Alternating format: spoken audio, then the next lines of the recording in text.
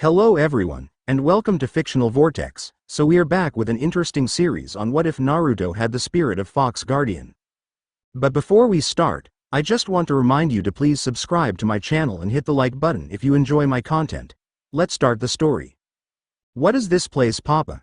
Asked a young girl with dark blue hair and lavender-colored eyes. She looked up at a man with dark brown hair, matching lavender eyes as they stood in front of a shrine.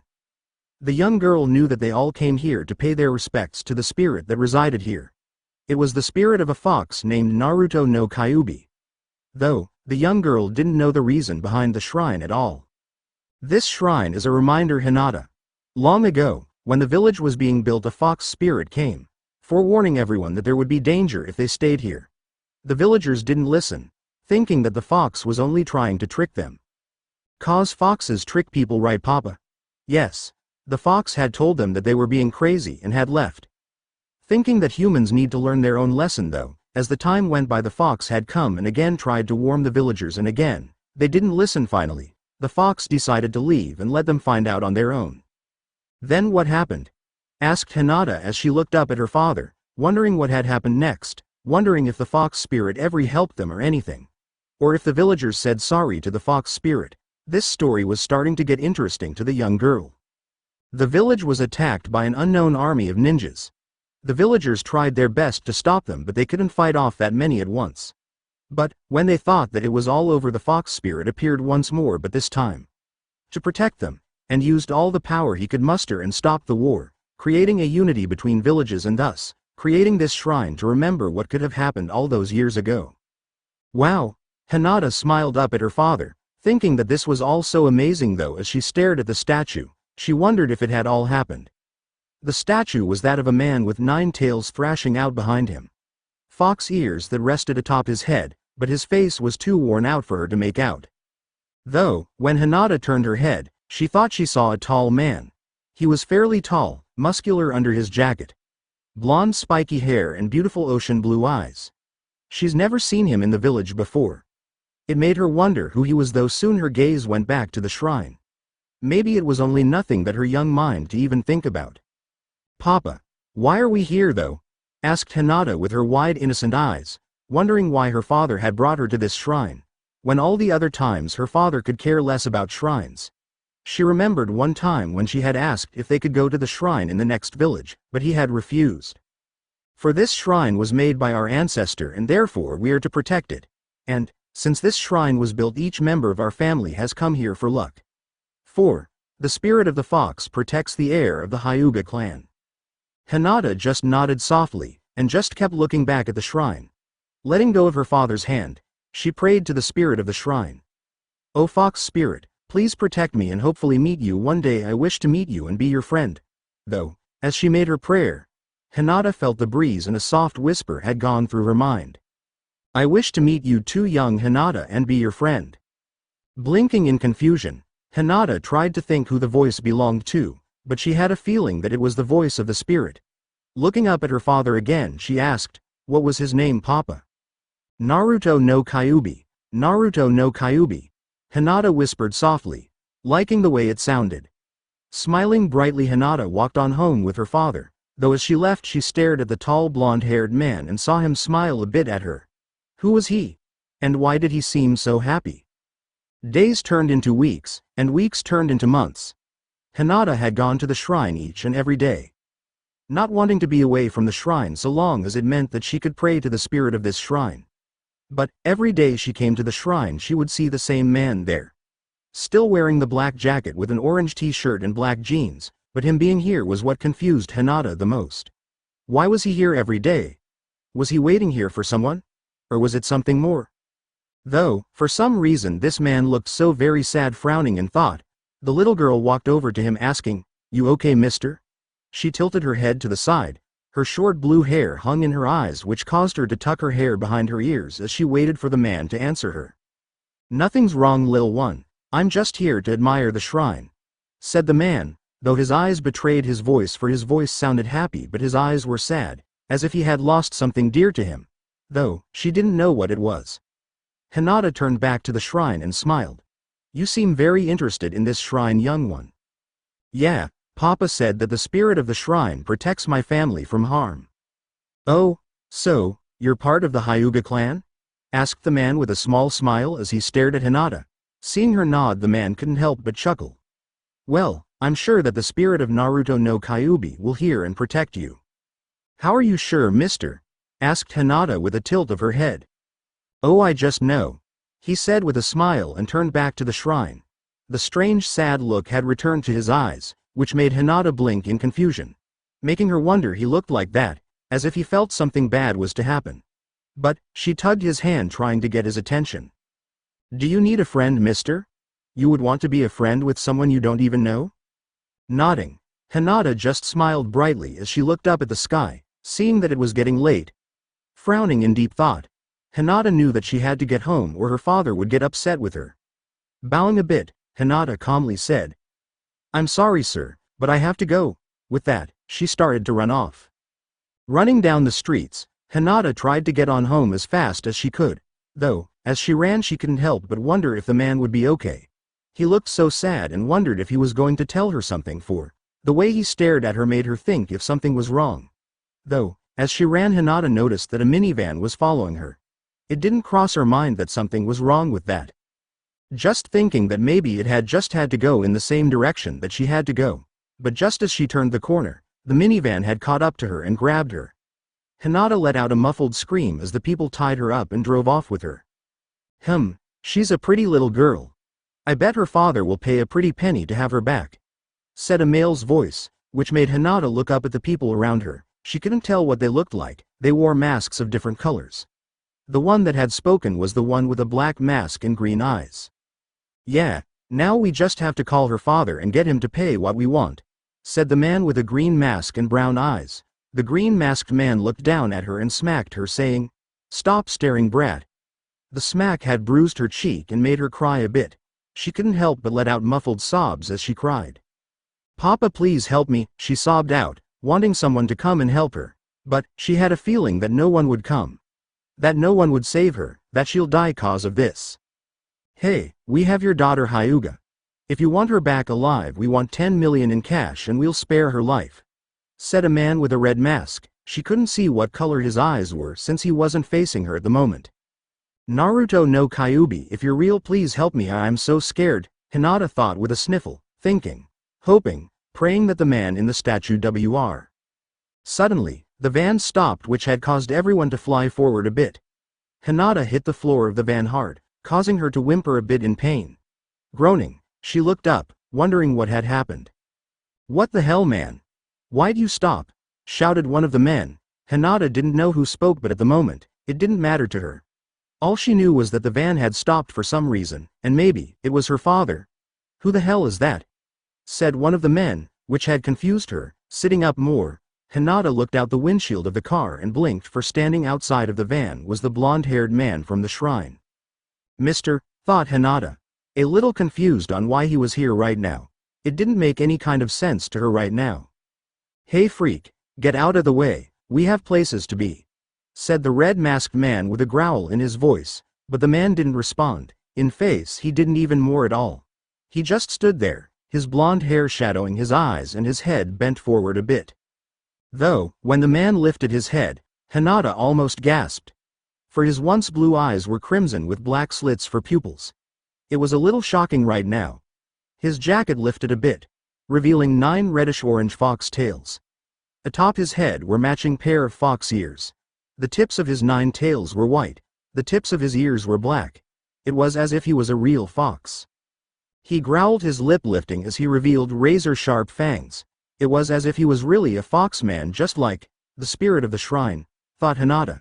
She was still in shock at what had happened, not sure what she should or could expect to happen right now. As soon as she had thought that, the foxman lifted his fist and slammed it into the hood of the car, leaving a huge hole within the engine. Holy shit! Shouted one of the men. They were shocked that someone had done that. Let alone, look like he did. Many of the tails flared around him as if to show his rage.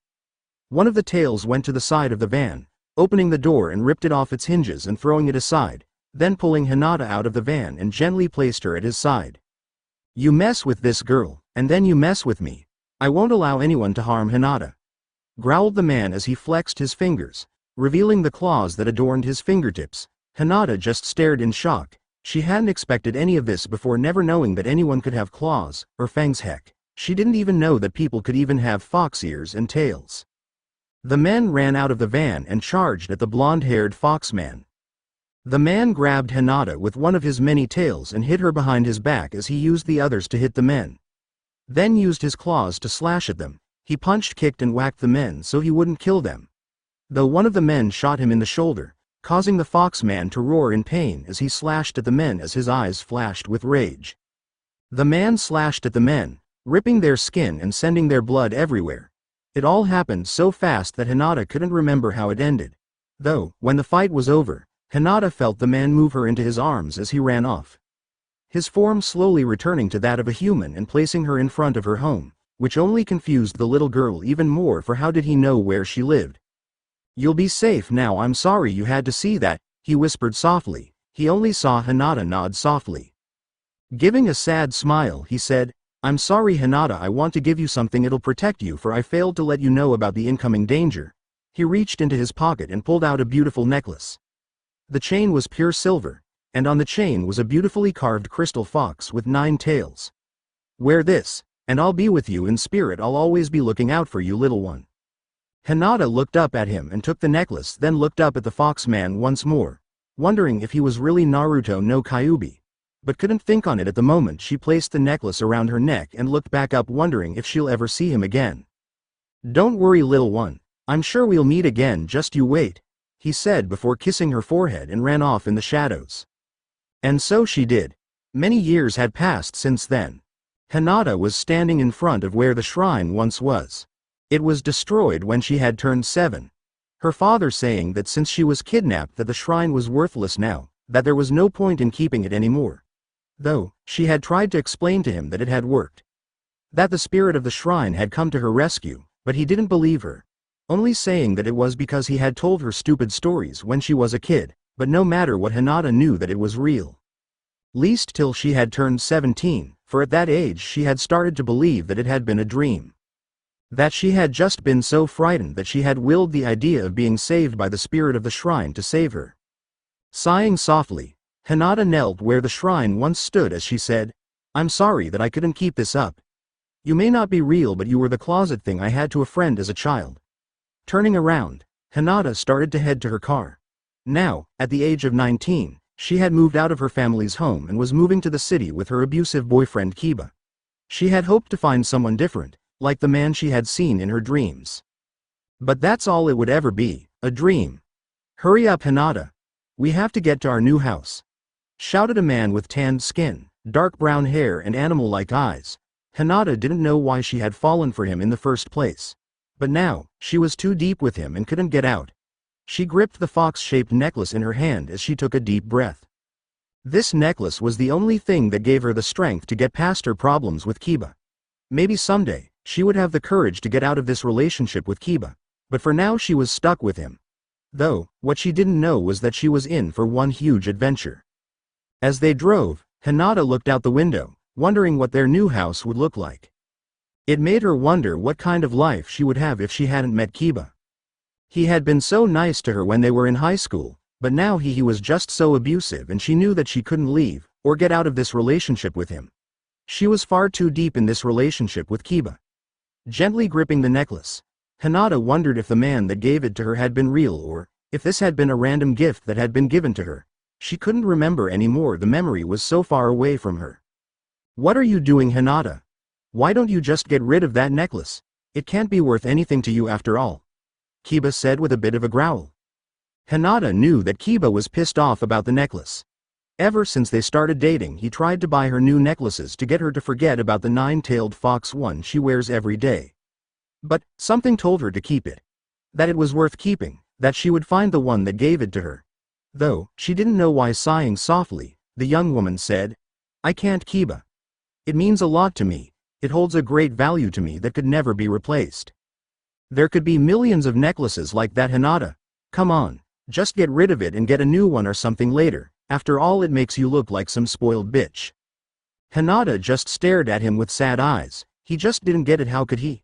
Keba believed in violence to deal with a girlfriend. But Hinata believed that love and equal partnership was the real way to be with someone. Sighing softly, Hinata whispered, "This is a one-of-a-kind necklace. I've looked. No one could even come close to coping this." "Whatever."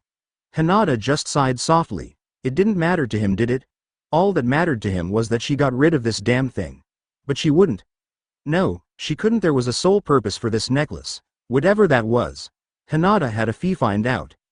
Yawning, she ran a hand through her waist-length blue hair as her lavender-colored eyes shined with the morning sun, looking around at the surroundings of the town she grew up in. It was so hard to believe that she was finally leaving this place. It almost seemed so heartbreaking. The drive was quiet. Hinata wasn't sure how long it was going to take them to get to their new house. It seemed like it was going to take forever. Maybe it was because long drives always made her think like that. Yawning softly, the young woman laid her head against the window, wondering about her family. Thinking that it was better that she had left. Her sister had started to work for their father, and as for her mother, well, she had passed away a few years after the shrine was destroyed. It seemed like no matter what, her life had been revolved around that single shrine's destruction. "Yo, Hinata, I'm going to make a pit stop here. Gotta refill on gas and get some drinks," Keba muttered when he stopped the car at a gas station. Hinata sighed and thought about getting her own drink. She had learned a while ago that when he meant by getting drinks, it was for himself and himself only. He never bothered to get drinks for her, and that, well, it did hurt her feelings a little bit. Once inside, Hinata started to look around, wondering what she could get herself. It was always such a hard decision. Though, as she looked, Hinata couldn't help but feel that she was being watched. Why that was, she wasn't sure at the moment. Hell, she had felt that she was being watched the last few years. Around the same time that she had started dating Keba. And it was starting to bother the young woman greatly. "Excuse me, miss, are you looking for something to drink?" asked a tall man in his 20s, which had caused Hinata to look up and blink in confusion. He wore a hat that covered any sign of hair that she could have made out. A tall collared jacket that covered most of his face. The only thing that she could make out was the ocean blue eyes. Though, for some reason Hinata thought that she had seen them before but didn't make any kind of comment on it at all. Though, she nodded to his question, which she saw that he had a faint smile on his face.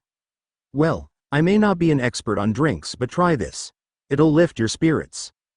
Frowning in confusion, Hinata took a white can from the blue-eyed man and stared at it for a moment. The letters were silver as they spelled out, "Spirited Soda." It was a bit of a catchy name. Looking back up at the man, who wasn't even there anymore. That was weird. Shrugging, Hinata walked over to the counter to pay for the drink, but what had confused her even more was that there wasn't even a price for this soda. "Just take it. Someone must have left it here," said the boy behind the counter, though for the boy's troubles Hinata left a 20. Why not? She figured that he would have to deal with Keba when he came in for drinks and to pay for gas. Not like this could get any worse, right? Yawning, the young woman walked out of the store and down to the car. Once taking her seat, Hinata fingered the necklace that still rested around her neck. Doing that had always relaxed her. Once she got her seatbelt back on, Hinata took a sip of the soda and her smile brightened. It was wonderful. Giggling softly, Hinata started to drink the whole thing. She was surprised that anyone would want to give this drink away. It made her wonder, though, how that man got a hold of a drink that they didn't even have in the store in the first place. Maybe it was one of those many wonders about the world that no one would ever understand. "'Bout time you finally got in the car, you bitch," Keba said with a hiccup, which told her that he had been drinking already. Great, just great. This was the last thing that she needed right now. After all, he wouldn't let her drive the car. "Keba, you shouldn't drink when you're going to drive. And maybe you shouldn't be a bitch, you whore." Hinata blinked in shock. That had been the first time that he had ever called her a whore. Sure, he would call her a bitch once in a while, but a whore was a new level for him. Turning away, Hinata whispered, "I'm sorry." She just sighed softly and leaned her head against the window. Not sure what she could do now, only that she should keep her mouth shut for the time being. Keba just growled as they started to drive off. Hinata sighed softly. Why was this happening? Why did she have to have any kind of feelings for someone like Keba? Maybe this was just how she was. Sometimes, I wish I had found love like Neji, thought Hinata with a frown. Since freshman year, Neji had asked his crush 1010 to be his girlfriend, And of course she said yes, and as of a month ago they got married. Young love, yes, but they were in love. Where was that house again? Muttered Keba as he looked around, which to Hinata didn't make sense right now since they weren't even in the city yet. Maybe you should ask directions, suggested Hinata with a frown, only to receive a growl from her boyfriend and made her flinch away from him. He was scary when he was drunk. Maybe you should shut the fuck up. Keba growled at her, baring his teeth at her, revealing the sharp fangs that he had, which reminded her of dog's teeth. Sometimes it frightened her a little bit. Hinata shrunk a bit in her seat, staring at the floor of the car as if she had found it interesting. Maybe she had, though at least it was better than staring at Keba. Damn it, I still can't find it, Keba slurred a bit. A sure sign that he was drunk. Hinata gripped the necklace around her neck once more, hoping that it would bring her a peace of mind right about now. It was the one thing that she would need right about now. Yawning softly, Hinata slowly gripped the map from the dashboard and slid it on the seat till it was right next to Keba. Maybe, if she made him see the map, that he'll finally get the idea that they weren't in the city yet. Better than nothing, right? Keba felt something hitting his thigh, making him look down at the corner of his eye, and there, he saw a map which made him smirk a bit. I knew I had a map somewhere. Turning the car and stopping it at the curb, he picked up the map and tried to find where they were. Though, from the looks of it, it would take a little while to read. The map was so big that it seemed impossible right about now. Sighing softly, Hinata slowly started to drift off to sleep. Maybe a nice nap will keep her busy for the time being. Hinata slowly opened her eyes, wondering where she was. What was this place? It was nothing but an open meadow. It was beautiful, breathtaking. It was something she never that could ever exist. But, how did she ever think of a place like this?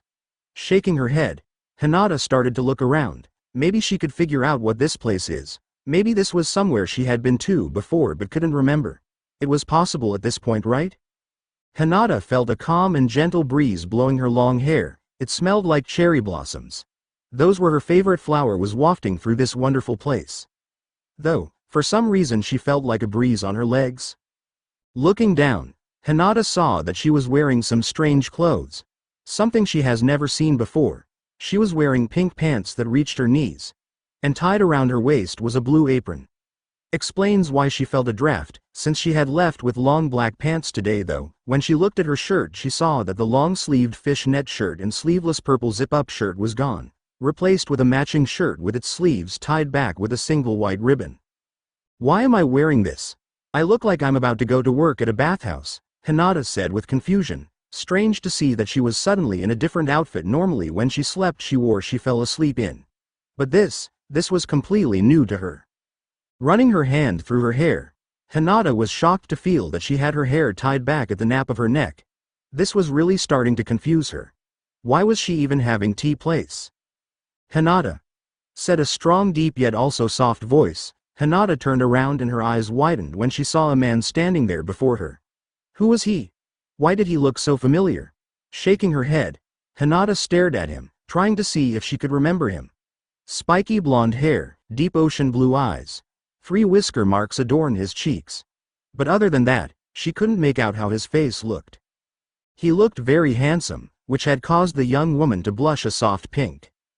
Though, looking closer at him, she couldn't help but notice his clothes: a long-sleeved shirt, the ends of the sleeves had swirling black flames. His pants, black with orange flames that reached his knees. And to finish his outfit was the orange belt that rested around his waist. This guy must really like orange and black, Hinata thought, though she blushed more as she could clearly see the muscles that his clothes clung to. You can't be here, whispered the man, which had confused Hinata deeply, for why couldn't she be here? It didn't make any kind of sense. Though, as she stared at the man, she saw some sort of joy in his eyes yet also a deep fear. What do you mean? You shouldn't be here, Hinata. You'll be in danger if you come here. But, I am here, only in your dream. You mustn't come here.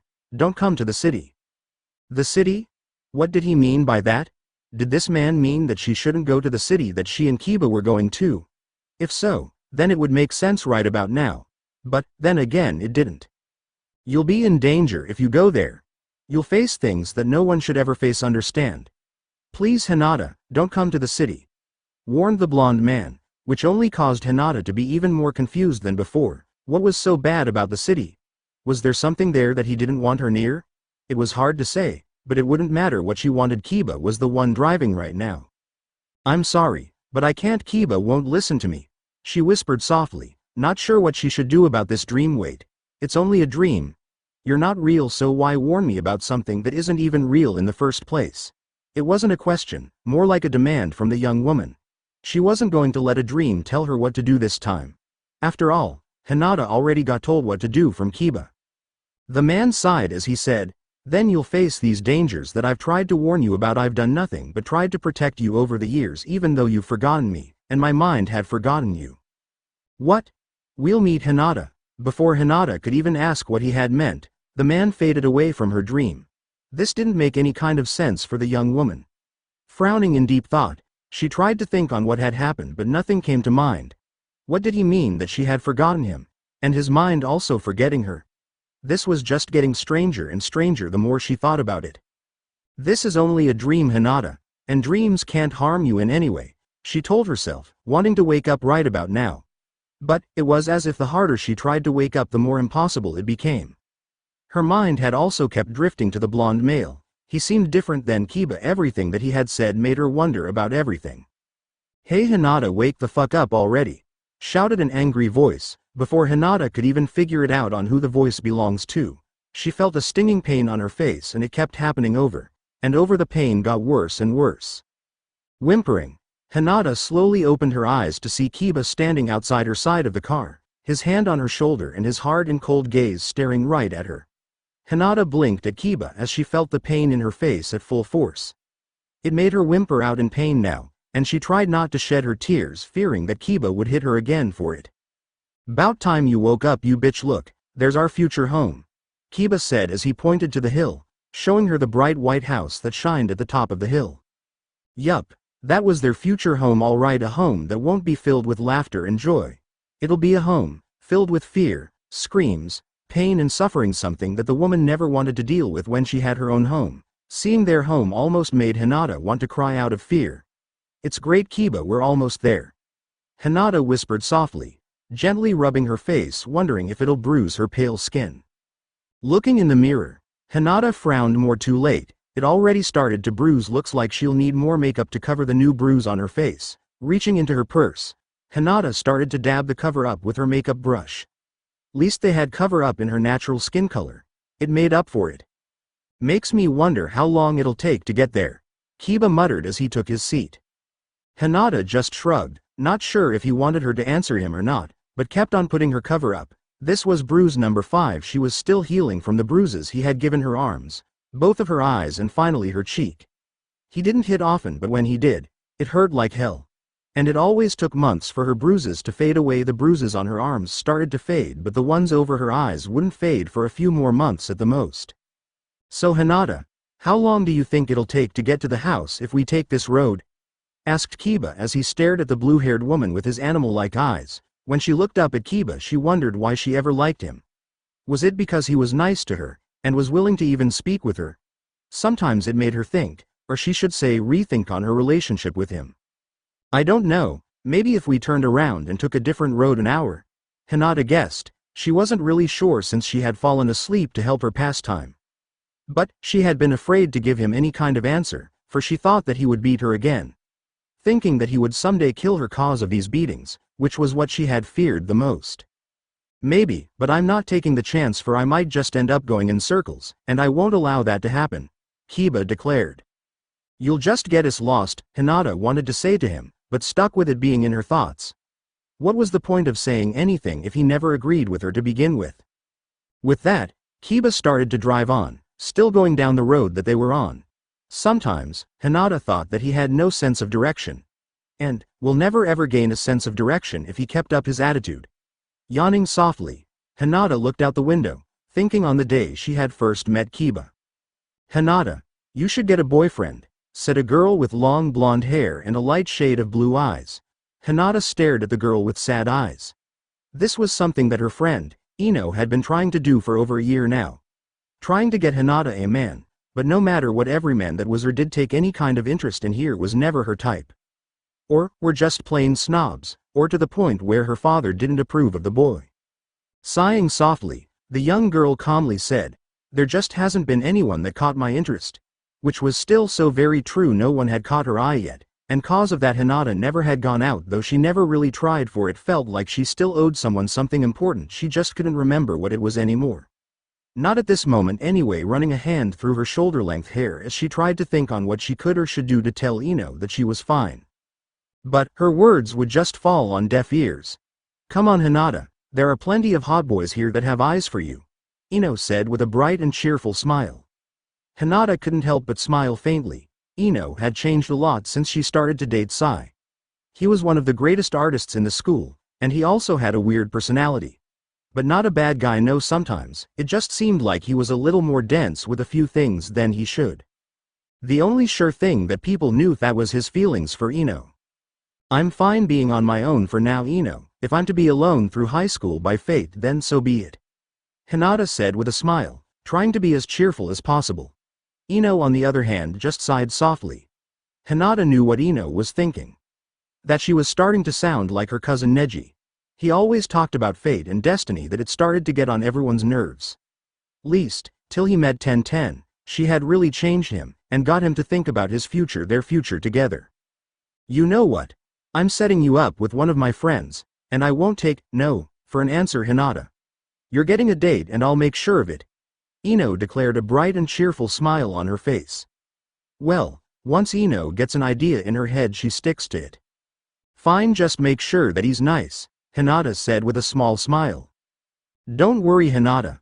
I'm not going to let anyone hurt you, so the only guy you deserve is someone both hot and nice," Ino said with a bright grin, which only made Hinata worry a little.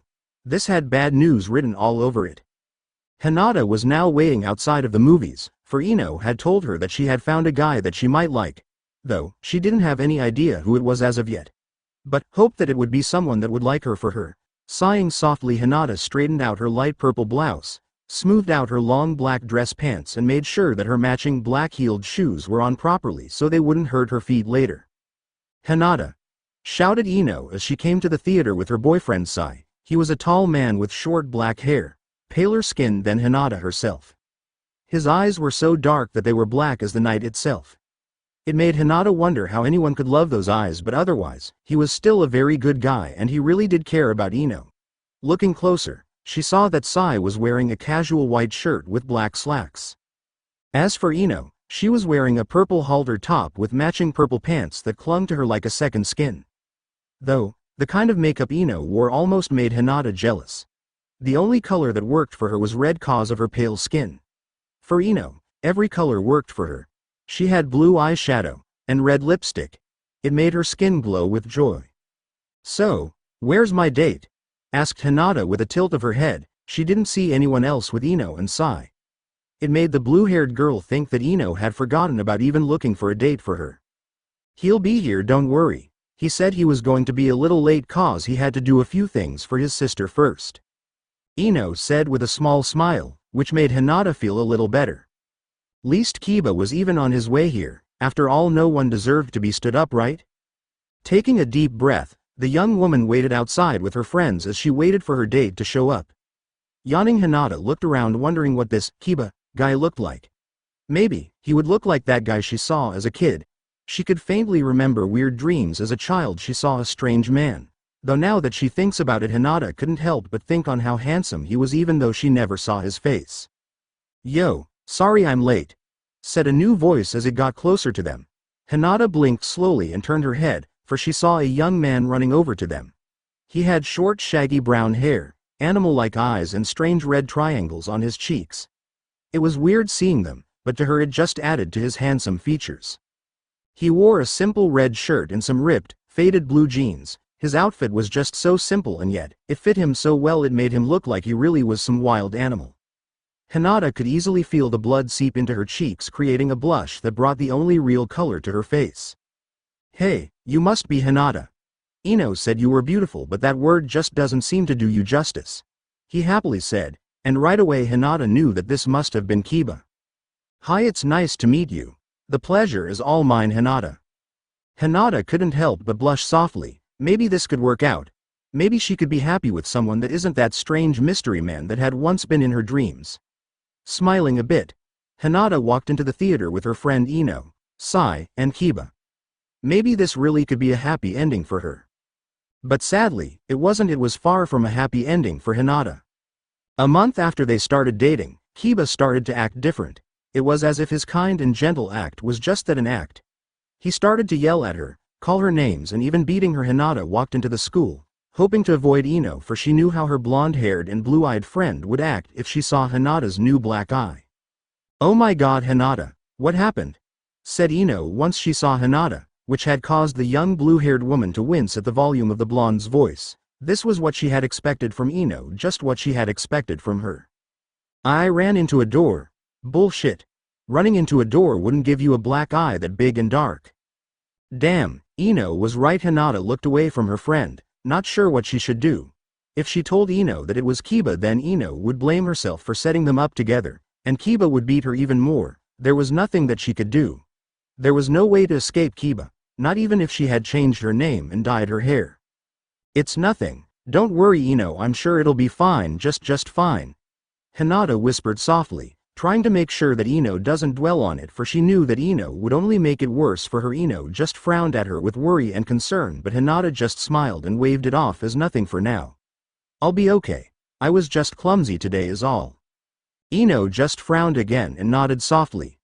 Hinata knew that this wasn't the end of her misery, but for now, she could only hope that everything would be alright for her, and wish for the best. Frowning in deep thought, Hinata wondered why she couldn't beat Keba herself. She had trained in her family's old way of fighting, and yet, she wouldn't use it against Keba. Why? Was it because she was too afraid to fight him? Or, was it just because she was just plain afraid of him in the first place? It would make some sense, wouldn't it? Frowning, Hinata guessed that she was just afraid of him. Why else would she refuse to beat him? The young woman had thought that Keba's beatings would just get worse if she even thought about fighting back. Her only way out of this was if Keba disappeared in some sort of fashion. Like that would ever happen, thought Hinata with a sigh, and it was all so very true. There was no way that Keba would just disappear. Never seen this before," muttered Keba as he slowed down the car, which had drawn Hinata's attention, for in front of them was not just some weird creepy statue of what she suspected to be a man, but was some sort of strange-looking tunnel. Tilting her head, Hinata turned to Keba, wondering if he had any idea on what this could be. "Maybe it's an old amusement park. Let's check it out," Keba said with a smirk as he got out of the car. Hinata tried to refuse, but his glare had made the words freeze in her throat. Gulping, Hinata walked alongside Keba out of fear, thinking that something bad was about to happen. Was this what her nightmare, no, what her dream had been trying to warn her about? No, that was just a stupid dream and nothing more and nothing less. But, was it really just a stupid dream that had tried to warn me about this place? Thought Hinata as she clung to Keba's arm, much to his glares and growls, but the only thing that worried Hinata was what may, or may not come for them. "Let go, Hinata, you'll make me trip over my own damn legs," growled out Keba, which didn't loosen up her grip on his arm. The young woman wasn't sure, but even now as she walked in, it felt like the wind itself was trying to pull them further deeper into this so-called plaster tunnel that Keba was so sure that it was made of. Though, for the young woman, she thought that it was something else, made up of something else, something almost magical, if that was even possible. "I can't, I'm scared," Hinata said with a whimper. The strange feeling in the pit of her stomach wouldn't leave her alone right now. It was as if it was getting worse the further they went. "You women are scared of everything," Keba said with a growl as he tried to get Hinata to let go of his arm. Hinata didn't let go though, afraid that if she let go that something bad would happen to her. Though, she wasn't sure why that feeling was flowing through her. Nothing could be worse than Keba, right? Yeah, nothing could ever be worse than Keba. Not a single thing. Looking up at the young man, Hinata wondered why they were still walking. This place was nothing but bad news and she knew it. "Keba, we should head back." "Shut up, woman." "But, I said shut the fuck up." Slap. "Ow," wailed Hinata as she rubbed her now sore cheek, which she knew would leave a bruise, something that she really didn't need right about now. Sniffling a little bit, Hinata followed Keba, thinking that maybe she should just keep her mouth shut. If she said anything else, then he might hit her till she fainted. Sighing softly, Hinata looked around, her long blue hair darting with the movement. The wind felt like it had started to pick up for some strange reason. Though, at the end of the tunnel Hinata saw the sun shining, To her it felt like the wind had been drawing her to this place. Frowning in confusion, Hinata saw a beautiful meadow. The same one from the dream she had while in the car. So if this meadow was real, then did that mean that the dream had really been a warning? But if it was a warning, then where was the man? Taking a deep breath, Hinata was about to say something, but her words froze in her throat when she saw Keba's death glare. It was best to not say a thing right now. No matter what she said, Keba would only get pissed, and she knew that. Sighing, Hinata stayed quiet as they walked through the meadow. Maybe he will have one of his moments where you would get tired of something within 5 minutes and want to leave. We could get a lot of money if we sold this place. Then again, maybe not. There was no way that Keba could sell this place. It was just too beautiful to be sold, too wonderful in its natural beauty to be ruined with the ways of the modern world.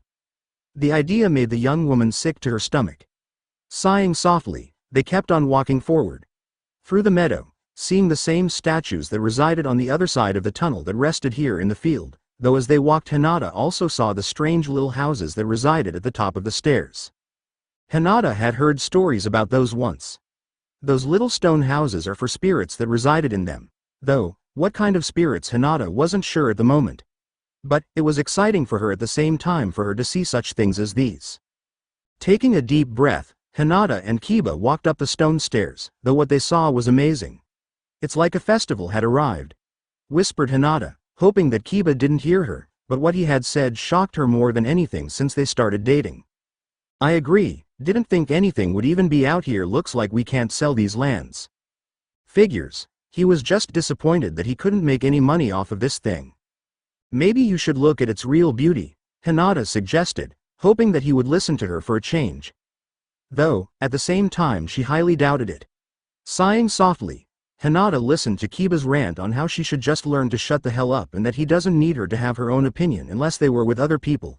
It was the same old things all over again. I smell food, Keba said with a smirk and started to follow the wonderful aroma of freshly made ribs. Hinata followed Keba, knowing fully well that he couldn't resist anything that was related to meat. Sighing softly, Hinata looked around wondering what there was to this place. Even though she could smell the food, along with Keba, she didn't see any people. Everything looked like it was open, yet no one in the kitchen or anything. It was so weird to see this. Stretching a bit as she walked, Hinata couldn't help but think that this place was a little peaceful.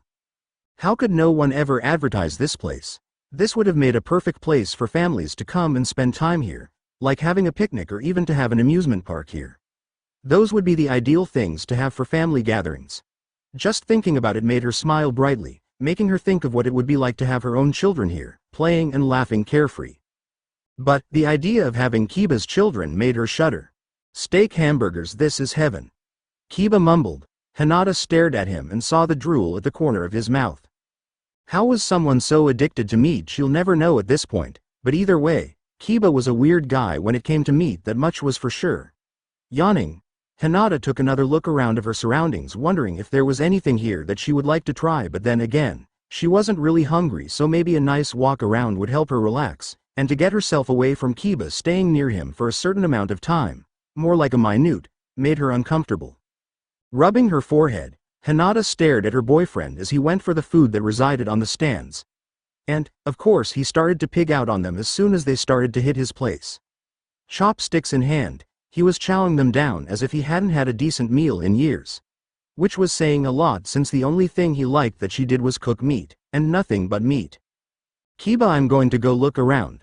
Sure, whatever, mumbled Keba between bites of food, which had caused Hinata to sigh as she started to walk away.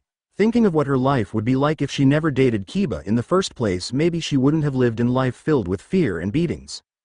Maybe she could have had a great life. But there was nothing that she could have done to have changed her past, nothing at all.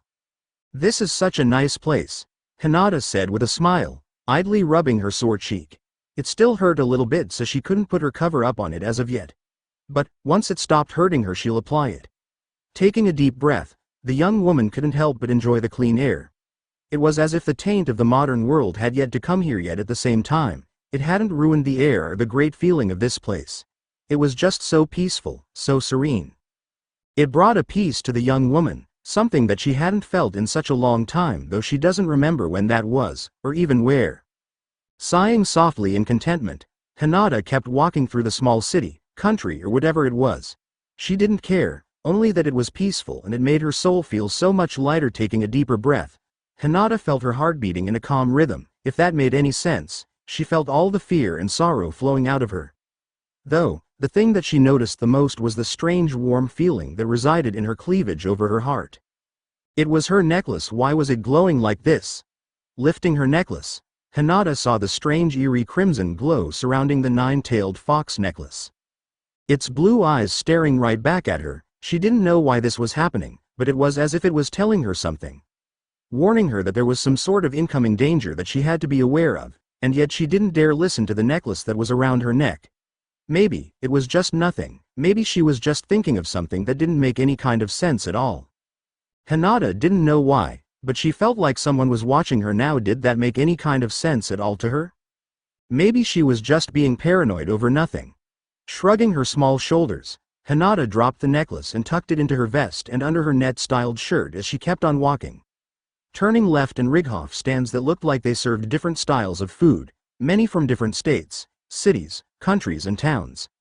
It was so strange to see all these different kinds of food here.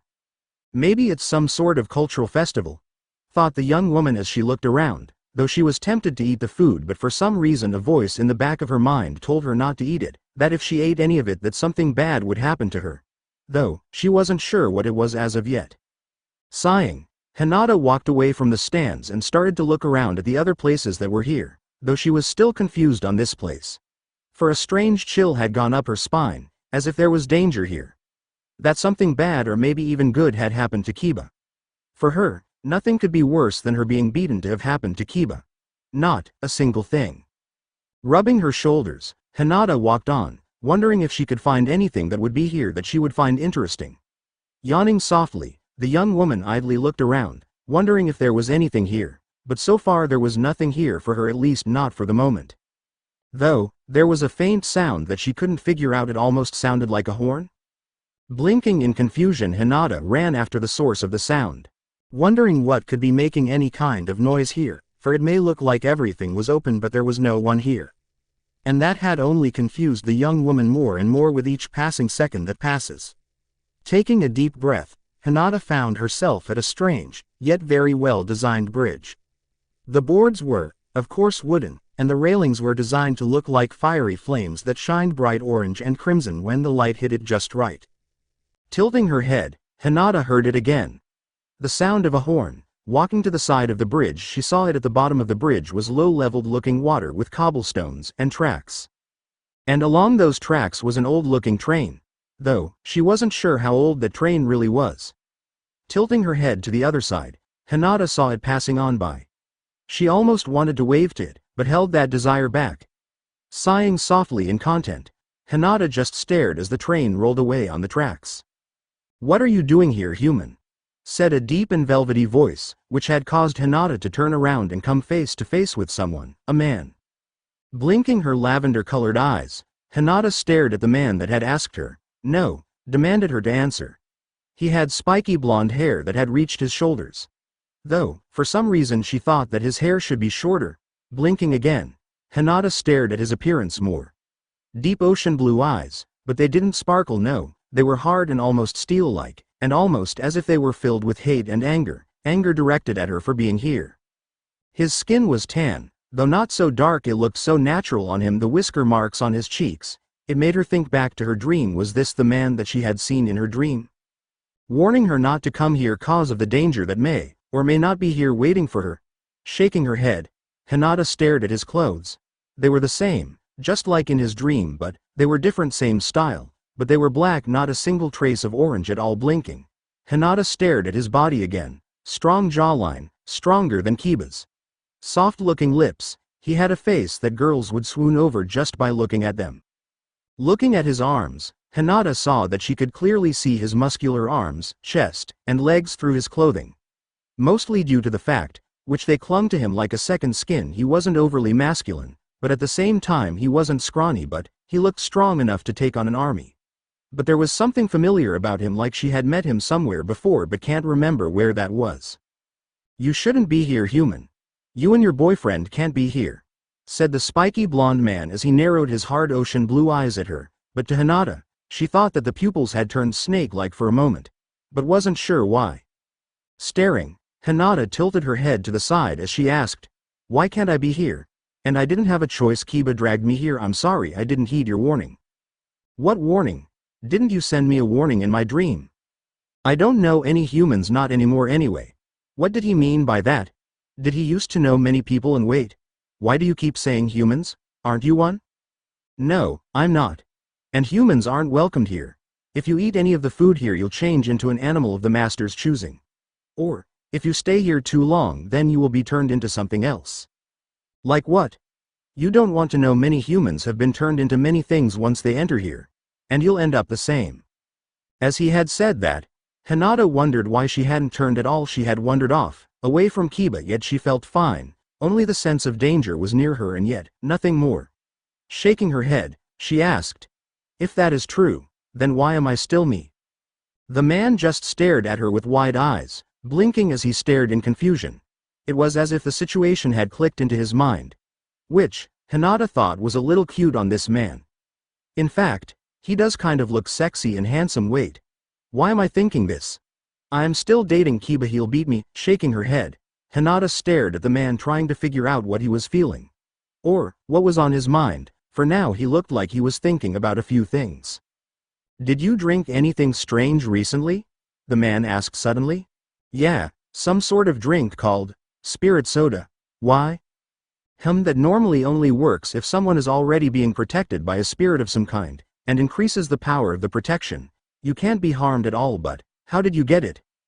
Hinata almost didn't get the last part. It was as if he was mumbling it to himself, but why it was so shocking. And wait, already being protected by a spirit? She saw him nod, which only confused her more. Her lavender eyes showed her confusion greatly shining in her pale-like eyes. The man sighed softly, running a hand through his long blonde hair as if he was trying to find the words to describe to her about the protection. "Yes, you are under the protection of another spirit. So long as you wear the item that was given, then you shall remain protected at all times," explained the man, hoping that Hinata understood what he was trying to say. Though, he wondered what the item that had been given, that much Hinata could easily see. But, at the same time it also made herself wonder, for she never received an item of protection. Though, suddenly her necklace started to glow crimson, as if it was sensing something. "What is that, Hinata?" demanded the blonde man as he walked toward her. Slowly his hand reached out to grab the item that was under her vest and net shirt, but Hinata pulled away, not bothering to comprehend that he had just said her name when she had never met him before, or even said her name to him at all. It was all so very confusing to her. "Don't come near me, it's only a necklace that I got when I was a child," Hinata said with a glare, losing all trace of her past fears of people trying to grab the necklace and selling it for cash. Because this necklace is one of a kind, many people want to take this necklace because it's worth millions."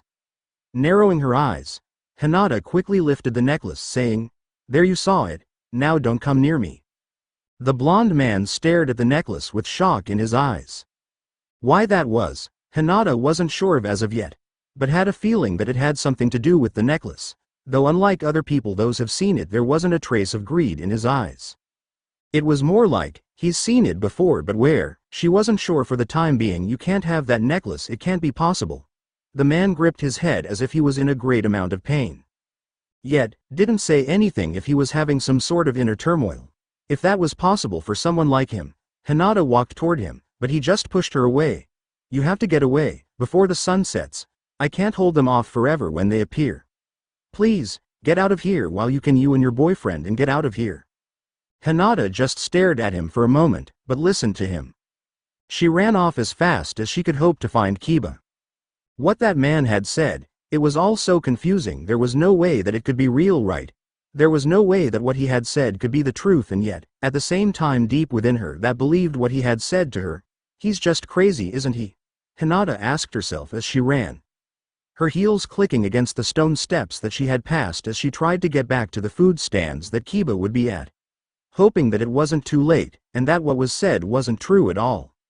All of this had started to frighten her a bit, the blonde man's stare, him talking about spirits, That the food would change people, that just being here would have changed her into something if it wasn't for that soda she had that increased her protection, and that the man somehow knew her name. This was all starting to freak her out to a new degree.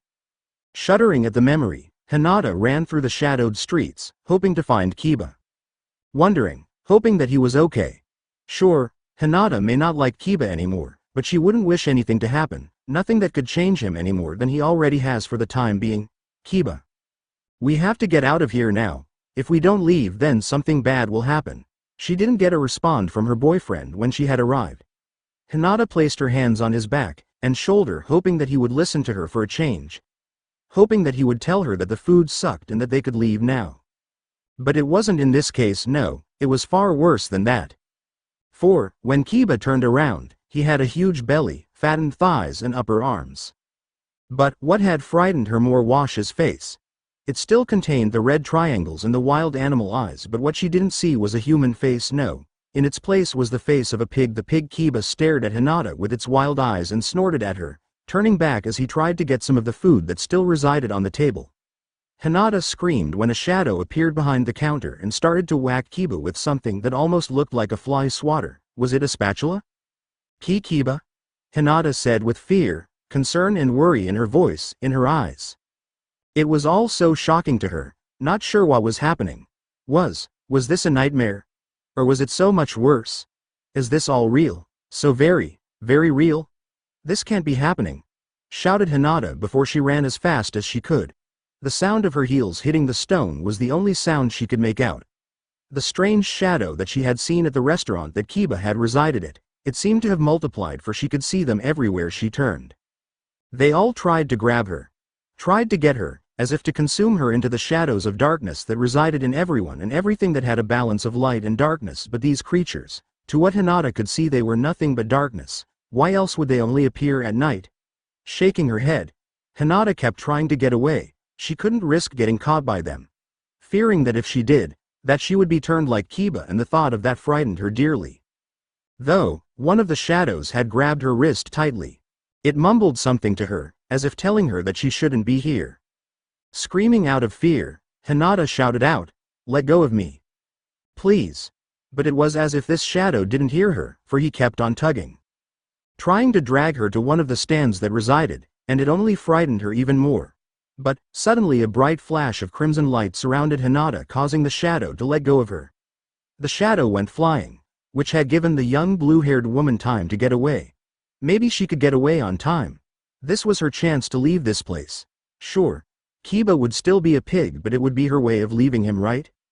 But, it seemed that fate wasn't on her side, for once she got to the stone steps that she and Keba had walked up when they arrived here was gone, and the beautiful field was filled with water. It was as if it had never existed in the first place. Like it had been nothing more than a dream, or even just wishful thinking to have seen something that beautiful. Why is this happening? Why must my life be tormented like this? Hinata whimpered softly, sniffling. The young woman felt tears streaming down her cheeks and falling to the ground. She wanted to scream, wanted to punch something. Anything to get her mind off of all of this drama. Though sadly all of this stress was starting to become too much for her. Hinata started to burst into tears, burying her face in her hands as she sobbed. This wasn't what she had hoped for. Why must this happen? Is this my punishment for letting the shrine be torn down? 'Cause I did nothing to stop it from happening? Why? Why? She whimpered out, thinking that it was all connected to the shrine's destruction. It was the only thing that the lavender-eyed woman could think of. Taking a deep breath, hoping to calm herself down, Hinata looked up and gasped. There was a ship with bright lights surrounding the ship. It was so bright that it was almost blinding. Hinata lifted her hand to rest over her eyes, hoping to dim the bright light.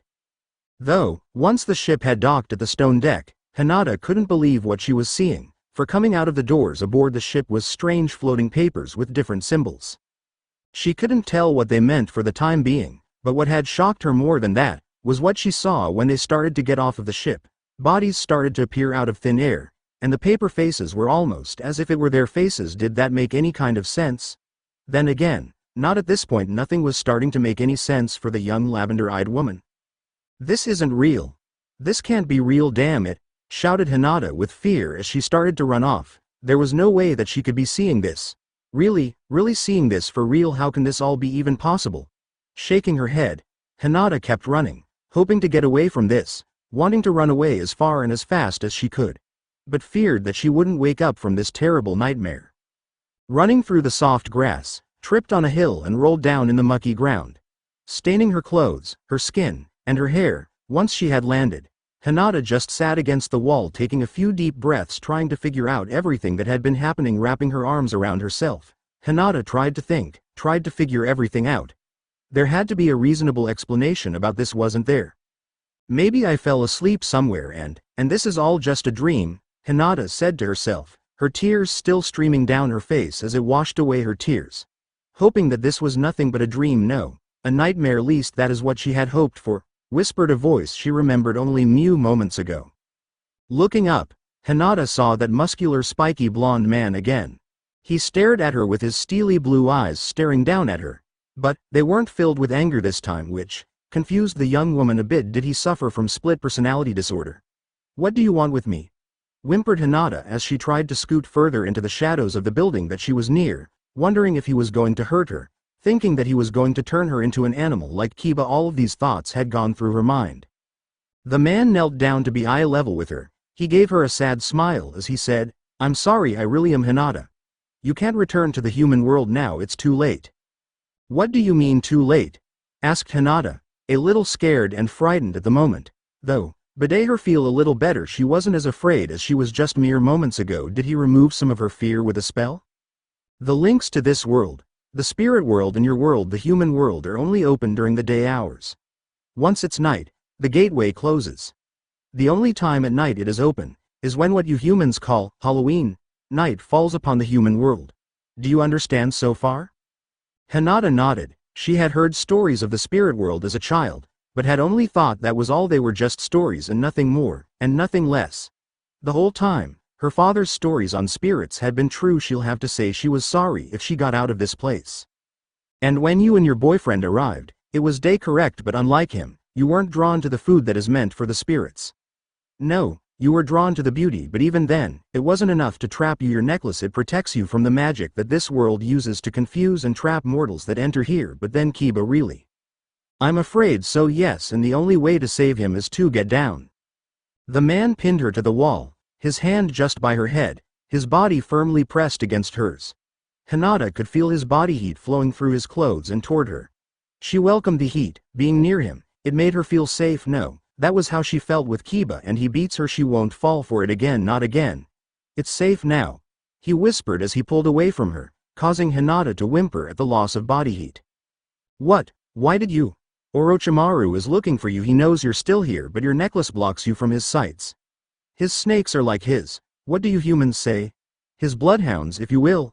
If he finds you, then he will kill you and take the protection that surrounds you," said the man with a sad look in his eyes. Why did he care so much that she was in danger? It didn't make any kind of sense to her at all, least not for the moment. "What can I do to save Keba and to prevent myself from this Orochimaru's hands?"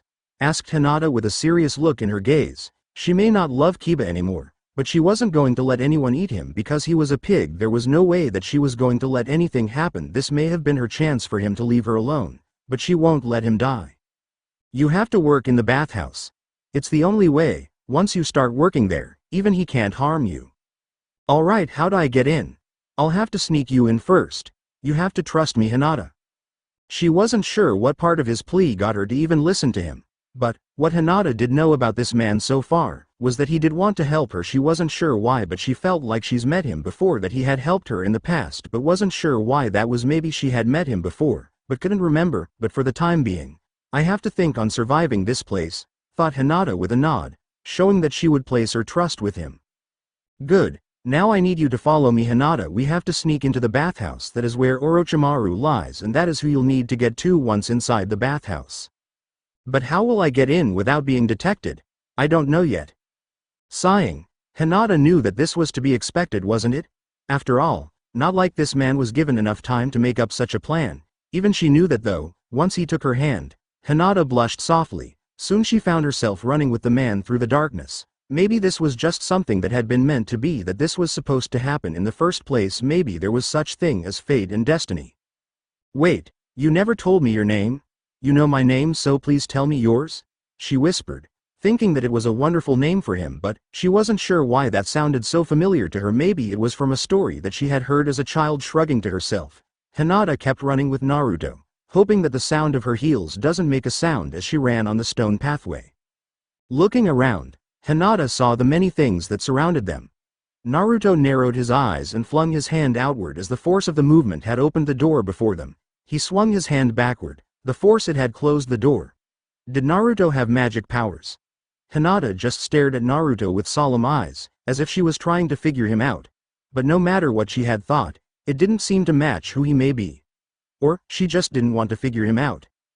Hinata's gaze soon saw a pen filled with pigs.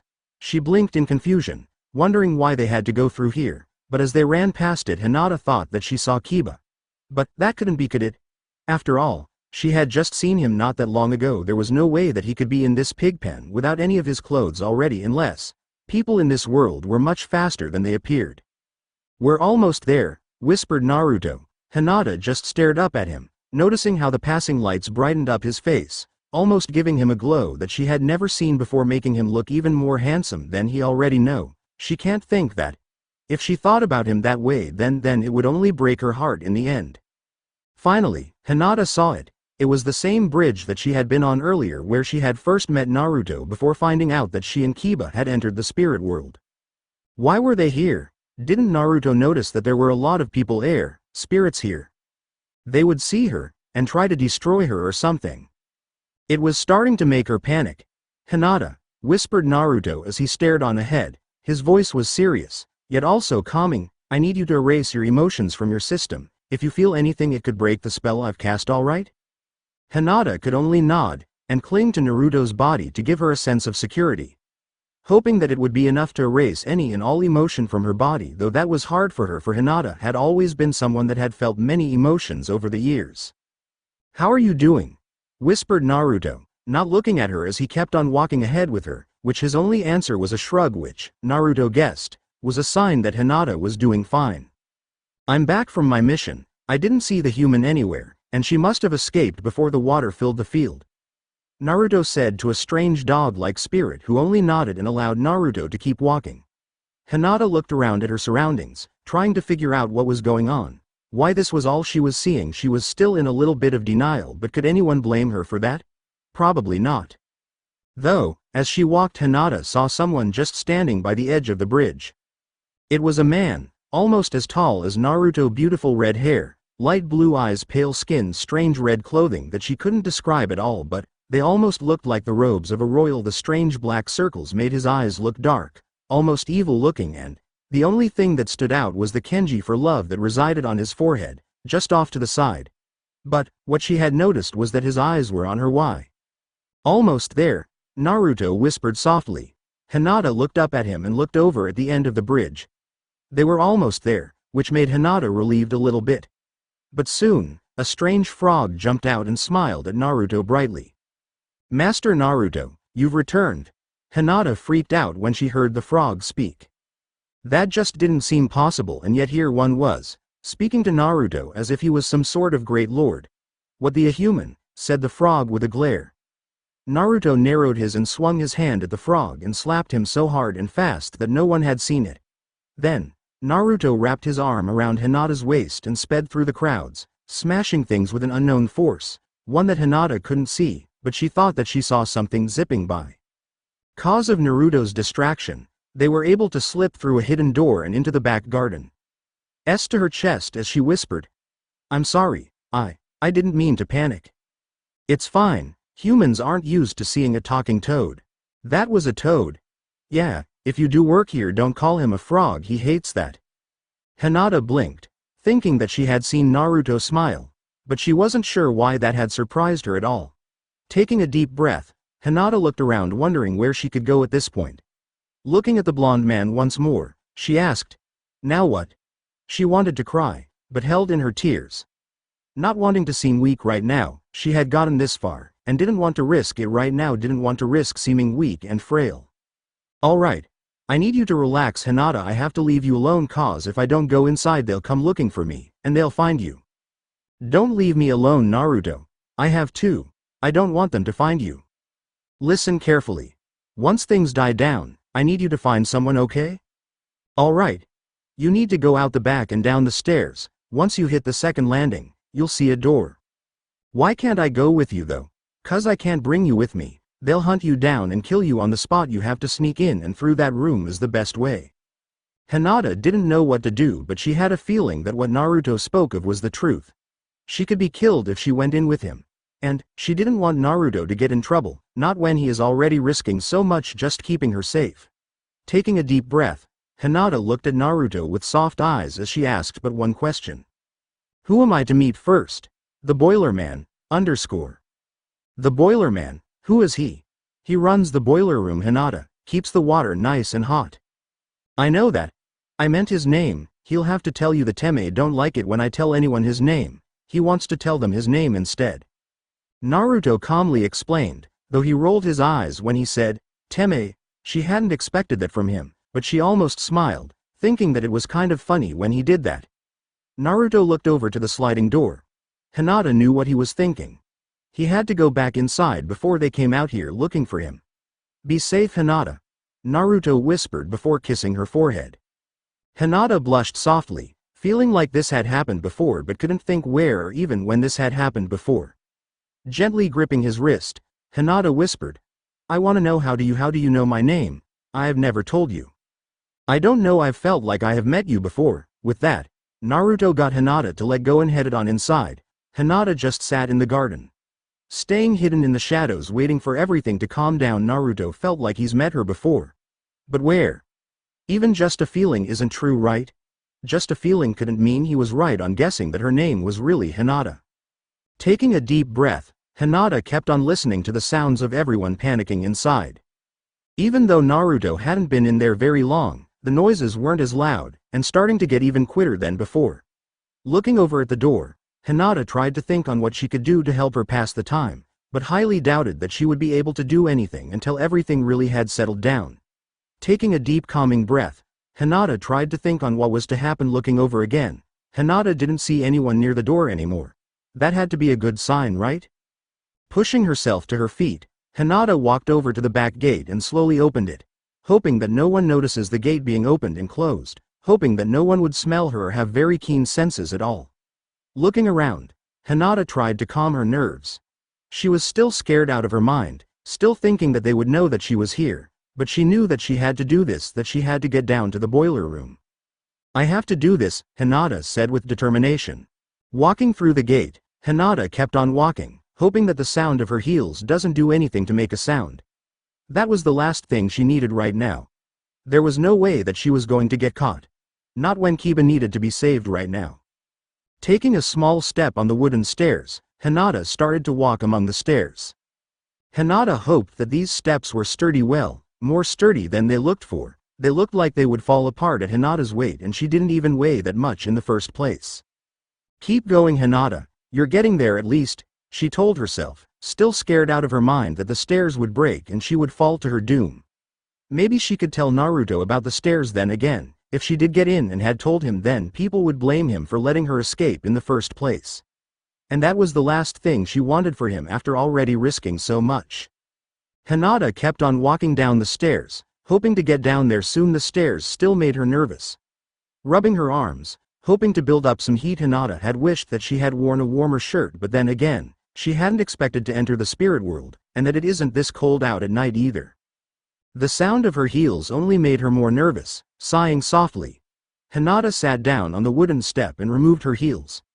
Maybe this would make it easier to move without any sounds being made, so she could sneak on by without being noticed. Though, the more she looked at it, the more she thought that maybe the stairs were never fixed, cause maybe no one uses them anymore. That would make sense, wouldn't it? Reaching into her bag, Hinata set her shoes in there, and then pulled out her compact to fix the bruise that had showed up again from when she had fallen in the mud. Once she had the mud cleaned off, Hinata started to reapply the cover-up. Though, Hinata thought of something. Since she couldn't risk turning around to see if anyone was following her, she thought that maybe she could use the mirror in her compact to see behind her. Grinning at the idea, Hinata looked in the mirror and blinked. For she saw the red-haired man standing behind her. He was muttering something that she couldn't figure out what he was saying. Turning around quickly, Hinata was about to tell him to leave her alone, but he wasn't there. Gulping, Hinata looked around at her surroundings, lavender eyes wild with fear and worry. Thinking that she was losing it. Thinking that whoever had been there jumped off without her knowing or even seeing, but nothing came to mind. Shaking her head, the young blue-haired woman kept on walking, using her mirror to keep a lookout behind her. Not wanting to be seen, not yet anyway. There was no way that she could handle it, could she? Though, while Hinata had been in deep thought, she had failed to hear the groaning from beneath her. When she did notice it at last, Hinata screamed and started to run down the stairs. How she was able to prevent herself from falling, she'll never know. It was as if something was controlling her as she ran down the old steps. And it was surprising that no one had heard her screams. Must have been pretty busy, or they didn't have as great hearing, or they were just plain stupid. Finally, it had all come down to an end, for Hinata had run smack into a stone wall. "Owie," she said with a whimper and rubbed her face. Groaning in pain. Hinata had a feeling that her face would be just one big bruise. Taking a deep breath, Hinata looked up and gulped as she saw the window starting to open. Turning around the corner, Hinata tiptoed down the other flight of stairs. This was just turning out into a weird day-air night. What could make this any worse? Hinata mumbled to herself as she kept on walking down the stairs. Least these were stone, making it better for her not to worry about running and screaming down the stairs again. I wonder how far I have to keep going. Hinata asked herself, sighing softly. She had finally reached the second landing. This must be it, Hinata whispered before opening the door and heading on inside. It felt a little warm in het. Though, as she closed the door, Hinata gulped when she heard the sound of a hammer and a grinder. Shaking her head, Hinata kept on walking ahead, trying to see if whoever this boiler man was, that he was human looking like Naruto. Are you the boiler man? Asked Hinata as she walked through the doorway. Hinata couldn't see his face very well, but what she could make out was black hair with two locks hanging over his shoulders, and spiked out at the back, almost like a duck's feathers. Though, when he turned around, the man stared at the blue-haired and lavender-eyed woman with cold black eyes. Naruto told me to ask you for a job." "Naruto, huh?" said the man before turning away from Hinata and kept grinding herbs and smashing weird material that she guessed was salt to help grind it easier. Hinata wasn't sure if he would ever tell him her name. Sighing softly, Hinata just sat down wondering how everything worked. And she wasn't going to leave until she was given a job, or even a way to get to this. "Orochimaru, you'll never get a job here unless you've proven yourself worthy." "I'm worthy," shouted Hinata. Nothing could be worse than dealing with her boyfriend. She had been beaten day in and day out, had to clean up after him and his bar buddies and so on.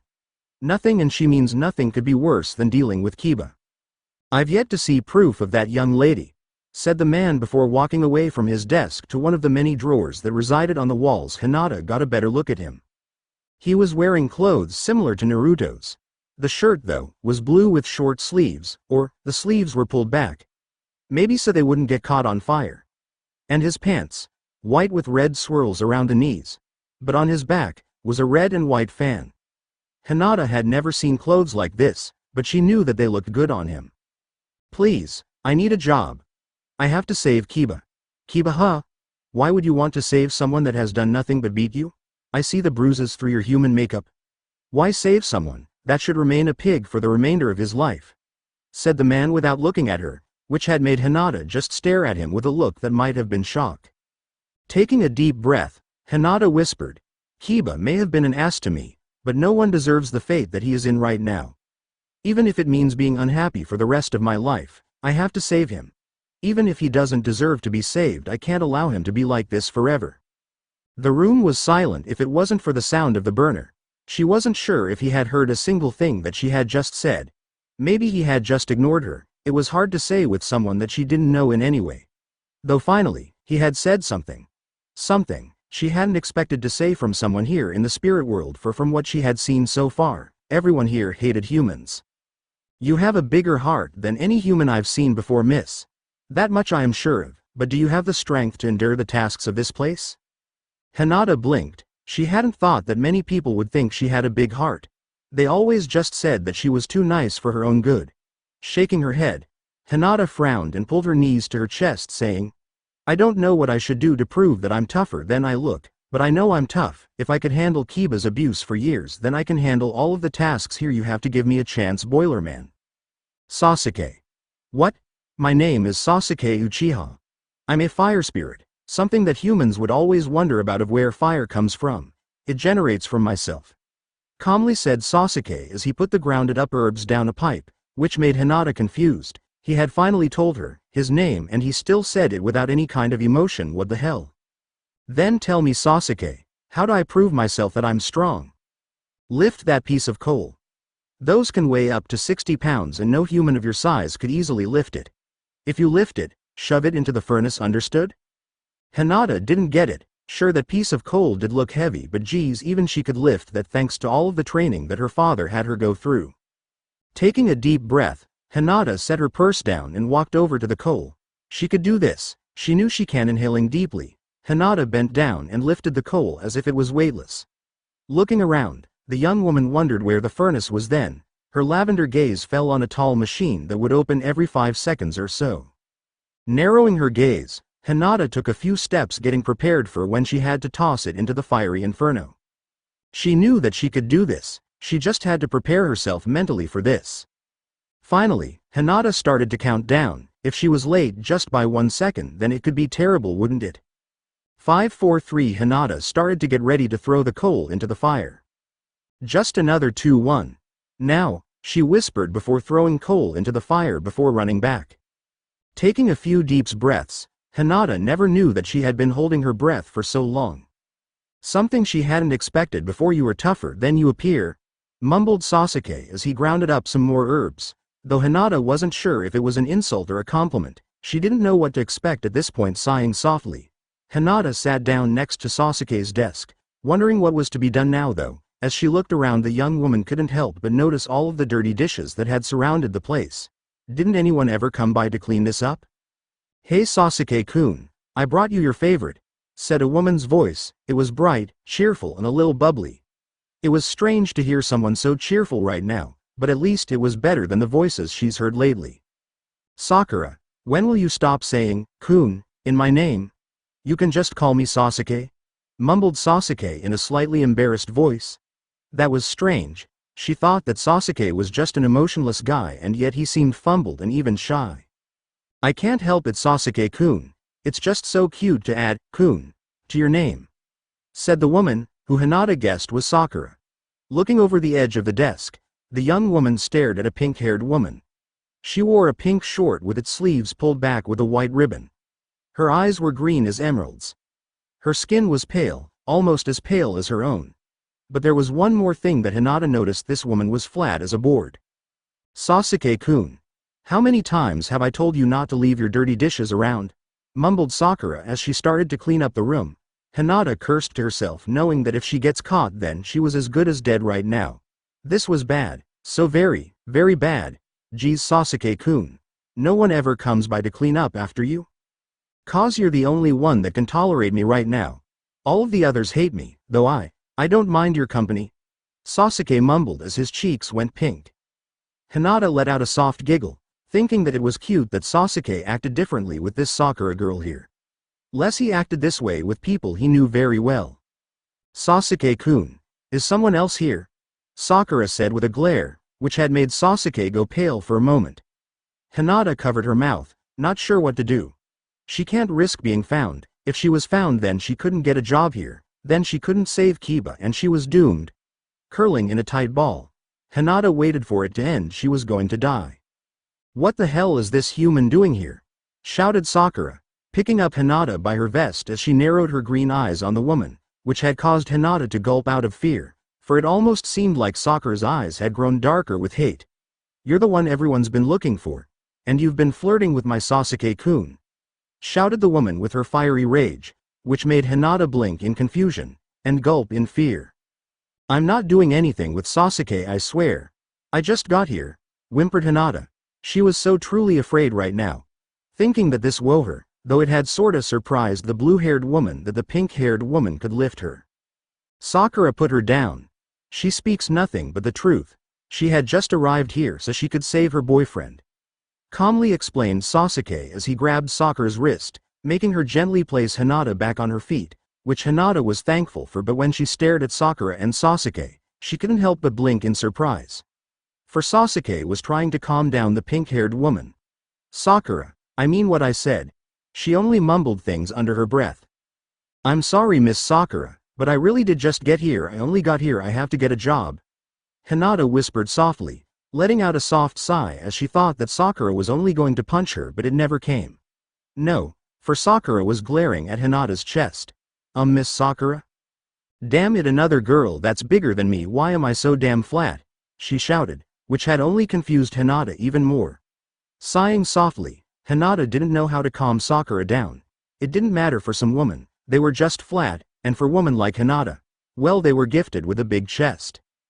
To explain things a bit, Hinata, Sakura here is both a spirit of strength and of cherry blossoms. And because she is of strength, it had given her a small chest. Calmly explained Sasuke with a soft sigh, which made Hinata nod in understanding. For mostly it's guys that are tough, not women, well, not to have inhuman strength anyway. Fine. So who sent her to you, Sasuke? Naruto.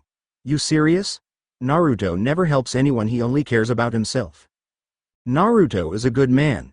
He told me to come here. He had tried to warn me, shouted Hinata, only to cover her mouth thinking that she had just given him away, though it only made Sasuke smirk an amused smile, though it had only confused her even more. Why would Sasuke be smiling? Naruto had always been a strange guy, but if he's gonna help you then so will we. Sakura, take her to Orochimaru, calmly said Sasuke as he grinded up some more herbs and smashed some roots. Hinata turned around and stared at Sakura, only to see her glaring at Hinata for a moment. No way. Sakura? No. Hinata just stared at Sakura and Sasuke for a few moments, wondering what he was going to do to make Sakura help her. For it seemed that Sakura had gotten it in her mind that Hinata was going to take Sasuke all for herself. But that was the thing. Hinata didn't want Sasuke, she didn't want anyone. But soon, she blushed softly at what Sasuke was doing. Please help her, whispered Sasuke as he placed his hand on her cheek, which made Sakura blush softly. Hinata did not see this coming. He rubbed his thumb on her cheek before moving his hand where his thumb now rubbed Sakura's lips as he whispered, "She only needs to save her boyfriend and she can leave. If you help her then you'll be deeply rewarded." He leaned in closer and closer, to the point where he would have almost kissed her, though he pulled away and ran his hand through his hair before going back to his desk. Oh, okay. Sakura whispered in a breath-taken tone of voice, which Hinata guessed that Sakura had feelings for Sasuke, and he for her. Why else would he do that, or even be willing? Well, and that he sounded so very convincing as well. Sakura let out a cough as she said, "Come on then, girl, I'm gonna take you to Orochimaru." With that, Sakura started to head to the sliding door, though Hinata set her purse down before following the pink-haired woman. "So your name is Sakura, correct?" asked Hinata as they walked through the stone hallway. She guessed that the stones were to help keep it nice and warm down here. She wasn't really sure on that, but it would explain why it was warm down here. "Yes, and if you do work here, stay away from Sasuke-kun, he's mine." "I don't want him. Sasuke isn't my type." "Really? Good." Blinking up at Sakura, Hinata wondered why she wasn't going to beat her. Sighing softly, Hinata was a little thankful that no one was going to beat her at the moment. Though, as she walked with Sakura, Hinata's thoughts wandered to Naruto. Why did they talk about him as if he didn't care about anything or anyone? That he only cared about himself, but why would he do that when he tried to help her? It didn't make any kind of sense to her. "Sakura, you sure that Naruto doesn't help others?" asked Hinata with a frown, hoping that it wasn't what she had thought. "I'm sure. I may not have worked here as long as Sasuke and Naruto, but I know enough. Naruto isn't to be trusted. He is Orochimaru's apprentice." Hinata thought that she felt her blood turn to ice. Naruto worked for he was, dear God. Hinata didn't know why she felt like this, but she had to forget about him. There just wasn't a point in thinking about Naruto. He was only going to cause her harm. Mostly in her heart, and that was the last thing she needed right now. Taking a deep breath, Hinata walked onto what looked like an old-fashioned elevator. It was just a wooden platform with a single lever that made them start to go up.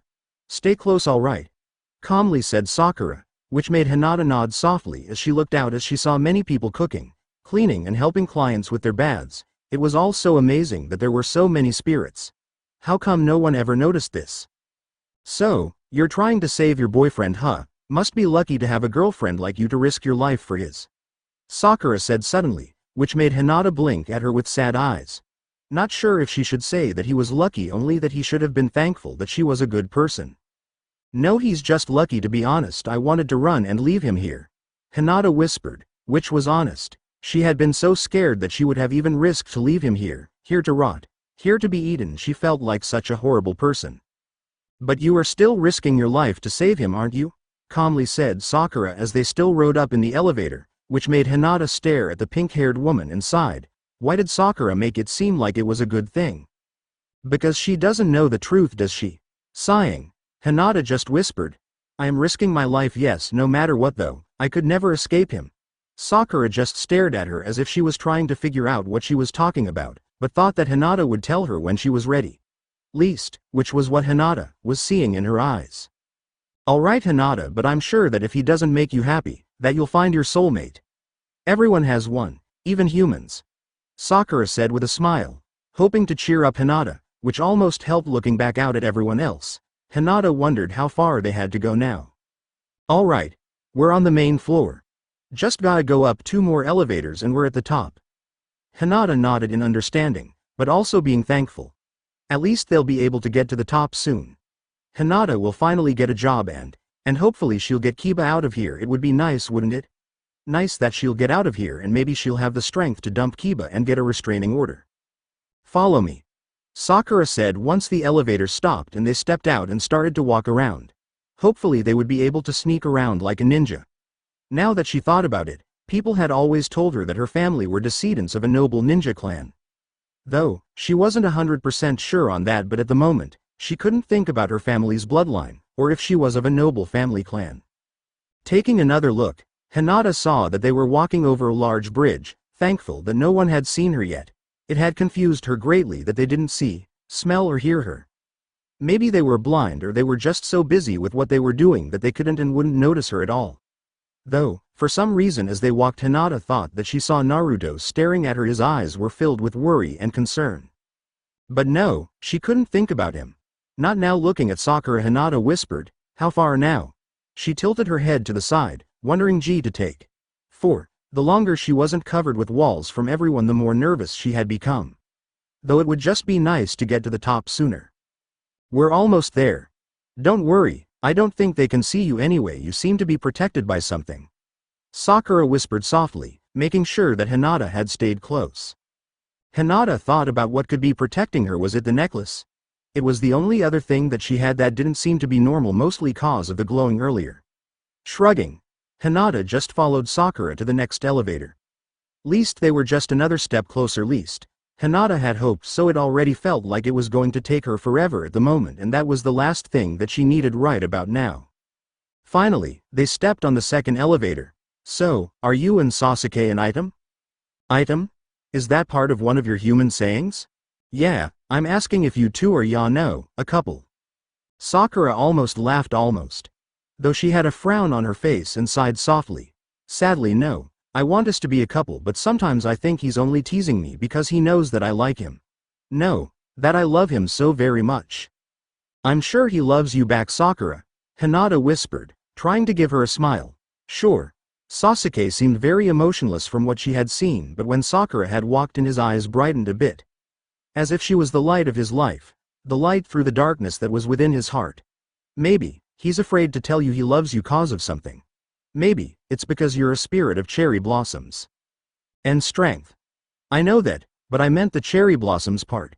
Think about it, he's a spirit of fire, and you control the blossoms on cherry trees. He fears that his powers might get out of hand and burn you. Hinata calmly said, as if it was the most knowledgeable thing ever. Sakura turned away and had a deep, thoughtful frown, as if she was just thinking about this reason now. Blinking, Sakura frowned and blushed as if it had finally dawned on her. I hadn't thought of it. She whispered softly. Hinata frowned and rubbed her back, trying to comfort her. Sakura ran a hand through her hair as she said, why didn't I ever think about it before? It's not your fault, Sakura. You were just in love with him. You didn't care that he was a fire spirit. You're just too in love with him, so relax. I'm sure that he loves you. After all, opposites attract. Hinata said with a smile and gently patted her back before the elevator stopped, only to see a tall and very heavy-looking man stood before them. Choji, does this elevator go up? No. Follow me.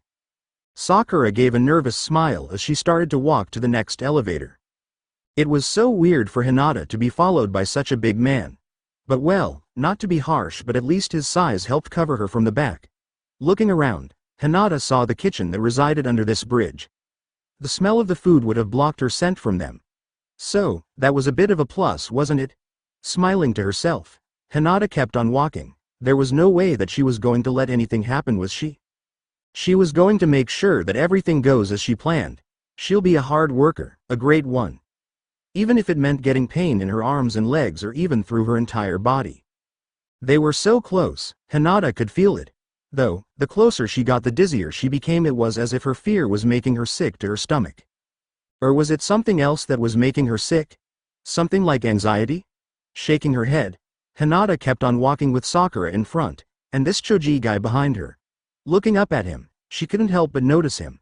Big happy smile on his face, brown hair which was a little spike up top, red swirls on his cheeks, and he wore a red long-sleeved shirt, matching red pants with some sort of armor on his chest that went over his stomach. He was really kind. She could see that in his eyes, kind brown eyes, that he believed everything was precious, no matter what it may be. Finally, they reached it, the third and final elevator. Hinata felt joy swelling up inside of her. It was the final step to the top. Nothing could stop her. Nothing, and she meant nothing will stop her from getting to Orochimaru now. Sakura. What's that smell? Damn it. Someone had caught on at last. This was it? This is the end? What do you want? Said Sakura as she shoved Hinata in the elevator, and Choji walking in to block Hinata from the strange toad-like man's view. Hinata couldn't tell what was going on, but she had a pretty good idea what was going on right about now. You smell like a human. Why do you smell like a filthy human? Growled a man's voice, which made Hinata worried right about now, for she thought that Sakura would get in a lot of trouble cause of her. Though, Sakura just punched the guy at blinding speed. She sensed that from the vibration that she felt in the floorboards. Pull the lever and you'll go up. Just gotta go up 2 floors and you should be fine. Choji just nodded and pulled the lever. It looked like he was on her side. Soon, there was no sound but the sound of their breathing. It was so strange to be in this room with a spirit. Though, at the moment she didn't mind so long as she wasn't alone, but knew that she had to be alone for when she spoke to Orochimaru or risk Choji getting in trouble. You'll be fine. Calmly said Choji, which helped to calm Hinata a bit, for it felt like her nerves were unwavering one by one. But now that someone had spoken, that it had helped her greatly. Just relax and be confident, Kay. And I am sure that you'll get that job here, okay? Hinata nodded softly and sighed. Thanks, I'm going to try my best, Choji. He just chuckled and the door dinged, showing that they had arrived to the 1 floor that they had to pass. Sighing softly, Hinata pulled the lever again and waited for the next floor to come on up. Hinata sighed. Looking up at him, she said, Choji, do spirits ever come to the human world? Sometimes, mostly they just go back to their rivers, or shrines, or to go back to protect the human they're assigned to. Why do you ask? Choji said as he scooted to the side to let Hinata to stand at his side. Hinata looked up at him and sighed softly, trying to find a way to say what is on her mind. Taking a calming breath, she whispered, well, when I was a child and when I was growing up, I felt like someone was up there protecting me. Though, at the time I thought it was nothing. But something had happened, yes. Yeah, it's hard to explain, Hinata whispered softly. Sighing softly, she waited for the door to open. Maybe if she was lucky she wouldn't have to explain this story. It was something that even she didn't understand. Sighing softly, Hinata heard the ding and walked out of the elevator and bowed to Choji. With that, she started to walk down the hall. This was it, this was the final step to her plan. Rubbing her neck, Hinata walked down the beautiful decorated hall. Though, it was all adorned with snakes and lizards. It was so hard to believe that someone loved their lizards this much. Groaning, Hinata knocked on the door, wondering if someone would answer her right now. Yawning softly, Hinata slowly opened the door and started to walk down the hall. Well, we have a guest, said an eerie voice, which was starting to make her skin crawl right about now, making her skin shiver with fear and goosebumps, and damn, that was something that didn't happen all that much. Please come in. Hinata didn't move after that, but that didn't stop the voice at all.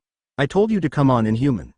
With that, Hinata felt something tugging at her vest and she was pulled down the hall at a speed that she was capable of doing when she was a child on sugar high. Hinata wanted to scream, she wanted to panic, but that didn't happen. It was as if it was stuck in her throat. Soon, Hinata found herself doing a quick turn to the left and going down that long hallway. Man, whoever was doing this had strong magic. There was no way that someone would be able to do that for this Loi. Hinata saw a door open and she tripped in the doorframe and fell over and landed on her back. Groaning in pain, Hinata whimpered and pushed herself to sit on the carpet. Looking around, the room was as decorated on the hall. Adorned with snakes and lizards, and for some reason, she thought that she saw strange pictures of Sasuke in the boiler room. Turning around, Hinata stared at a man with ghostly white skin, long black hair, a white robe and gold snake eyes. Though, what Hinata had thought seemed a little disrespectful to the dead. Dear Lord, don't tell me this is Mihal Jackson's spirit. Okay, yeah, that had been really disrespectful right about now. Shaking her head, she stared at the man closer and sighed softly. It wasn't him. The purple eyeliner told her everything. Are you Orochimaru? Yes, my dear, I am. And you are the human that had been running around in this world. I should turn you into a pig to join your boyfriend, shouldn't I? Then you can be with him forever. I don't love Keba. Then humans are harsh to those they are close to. If you don't love him, then why are you with him, my dear? Said Orochimaru with a laugh. His laugh was just so creepy. Hinata didn't know how anyone could not tolerate that. Shaking her head, Hinata calmly said, I may not love Keba, but I'm risking my life to get a job here to save him. Orochimaru looked a little impressed, but also amused. Was this funny to him? Narrowing her eyes, she said, Give me a damn job, you fucking pasty-colored freak. Orochimaru narrowed his eyes and jumped off the chair behind his desk and tackled Hinata and pinned her to the floor. Humans don't deserve to work for the spirits. They do nothing but destroy the lands and shrines dedicated to the spirits of this world.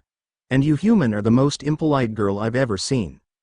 I've done a lot of things just to get up here. I've been through a lot since high school and think what you could do something worse than that.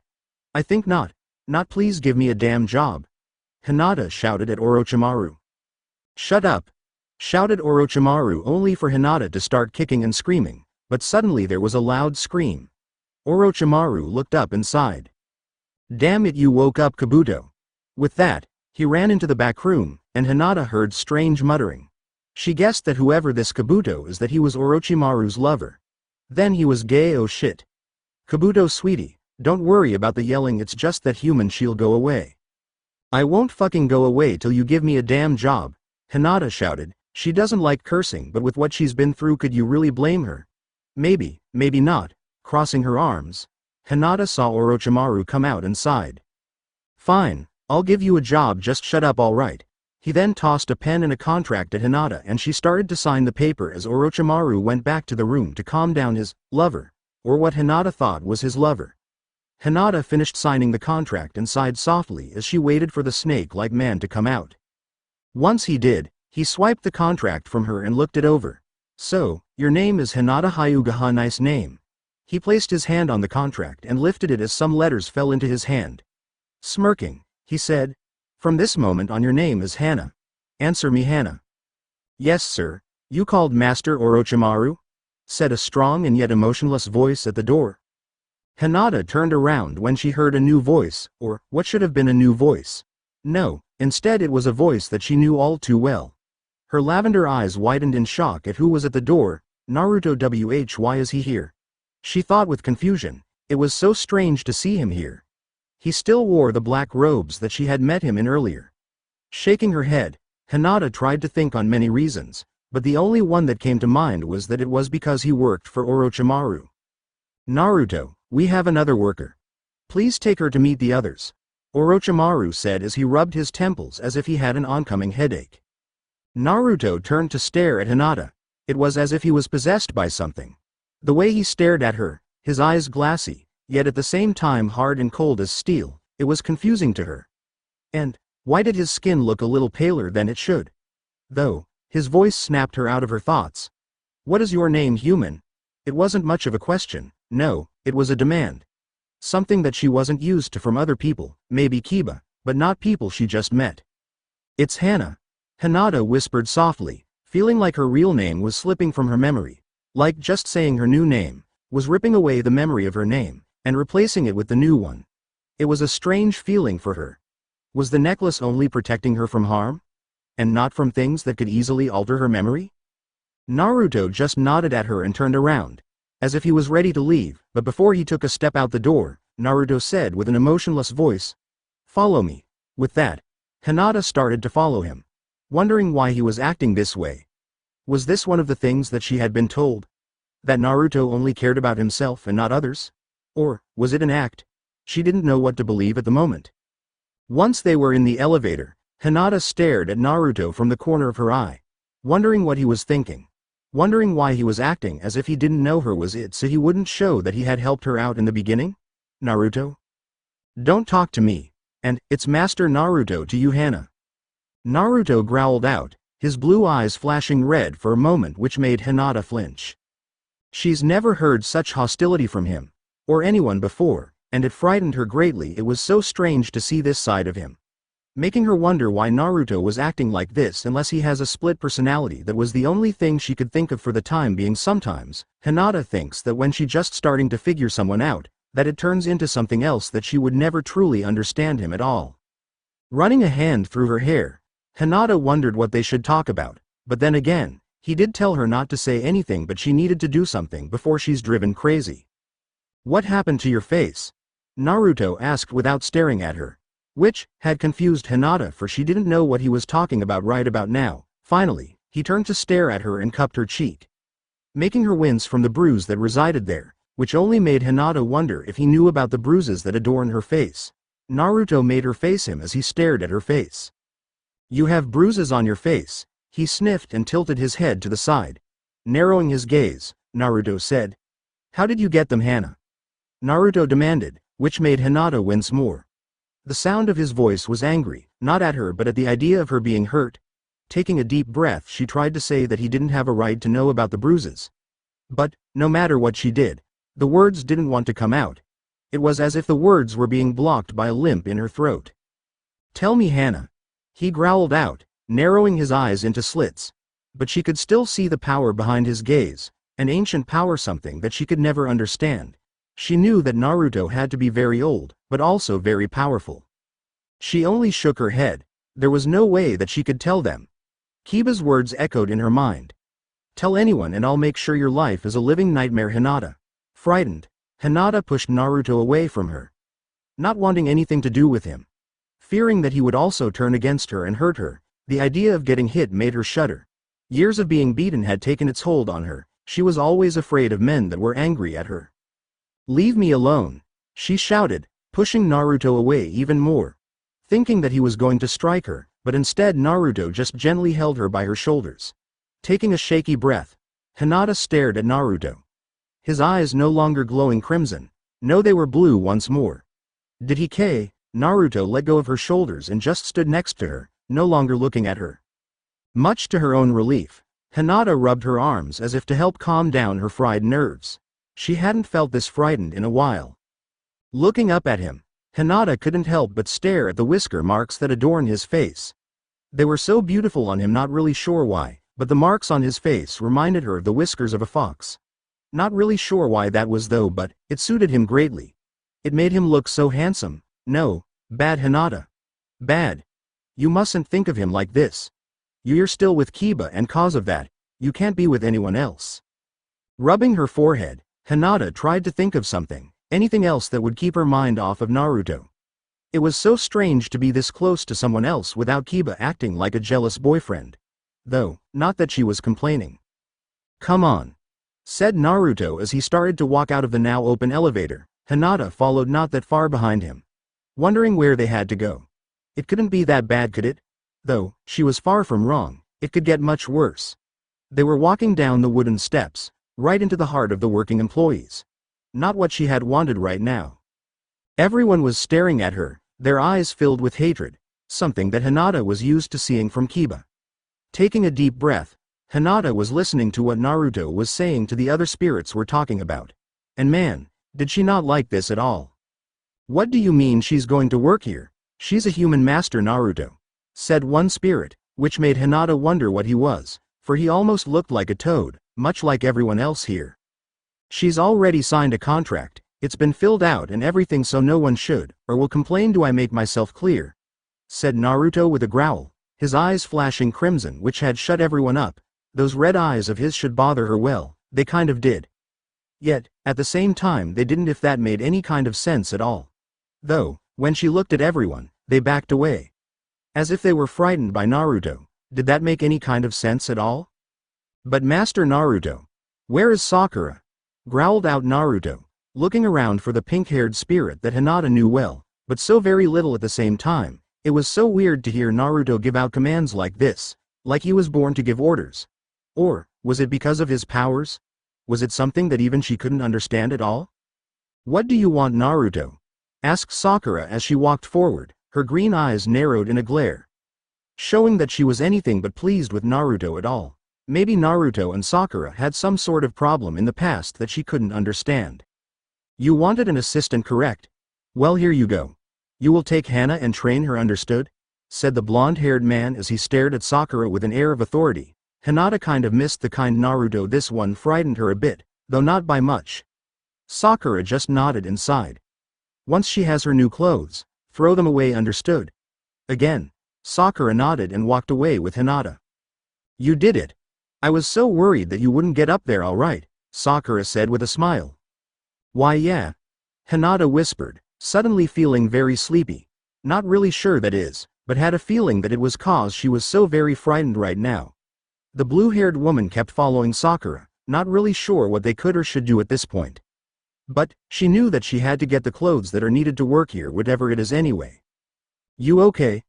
Asked Sakura, frowning at Hinata with concern. It was strange to see the blue-haired woman looking so sickly.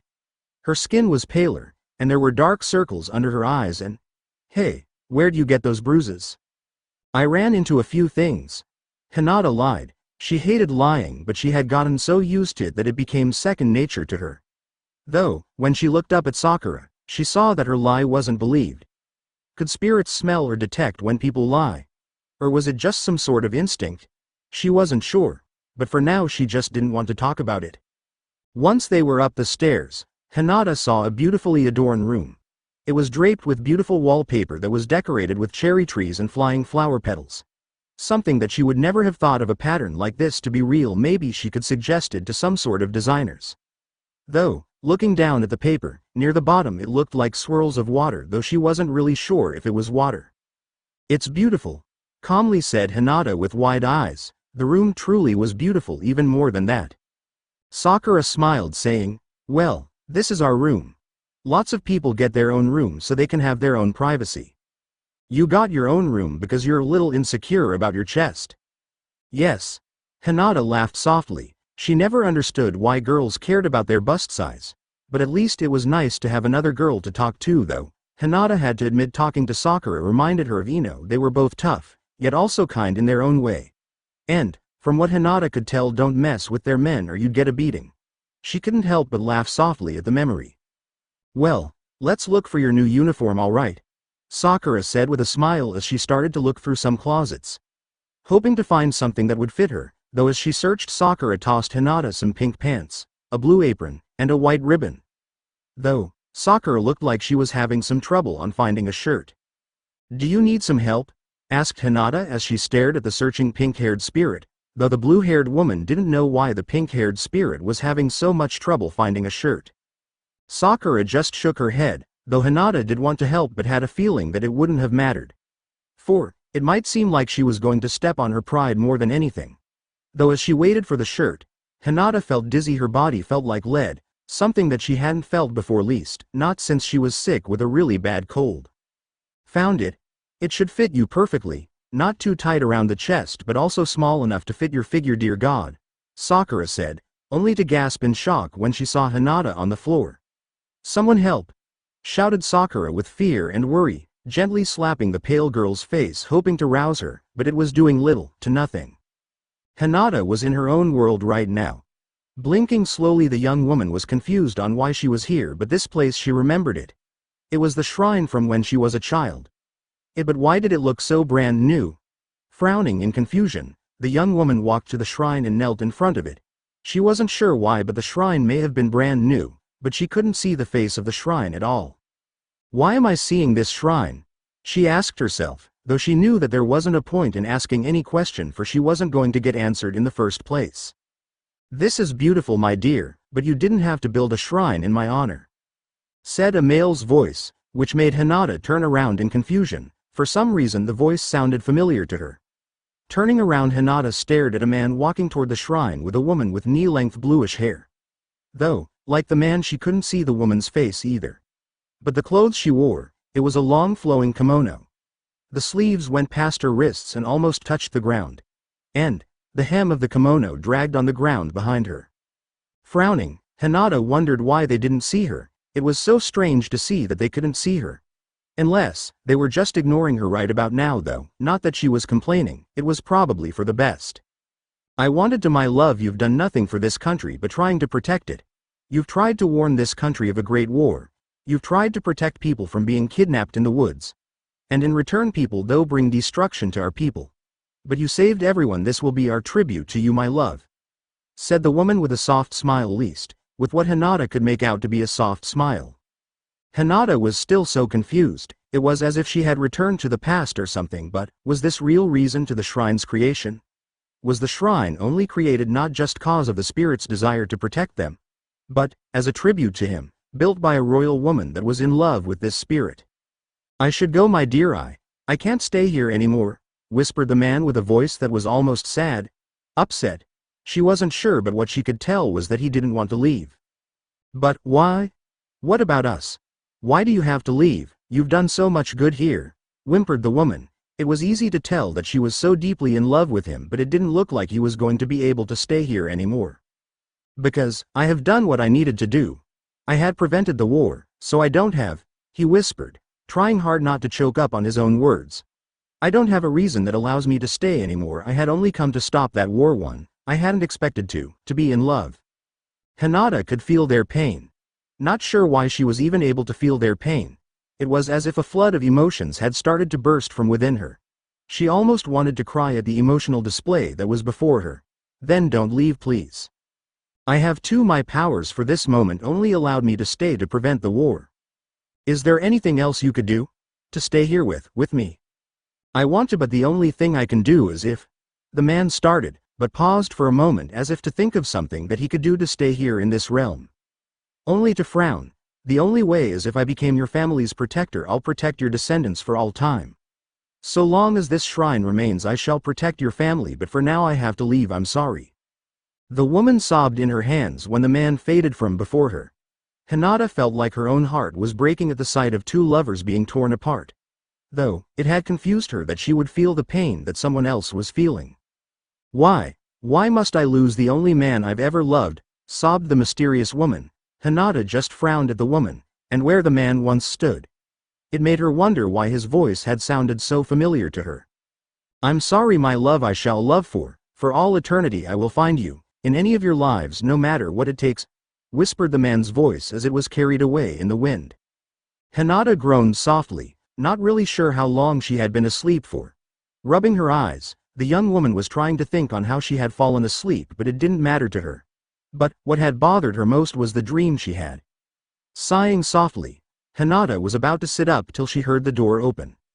Gasping softly, Hinata closed her eyes, pretending that she was still sleeping. The sound of footsteps echoed through the silence of the room. Hinata was worried, thinking that it was one of the spirits wanting to beat her cause of her being a human being.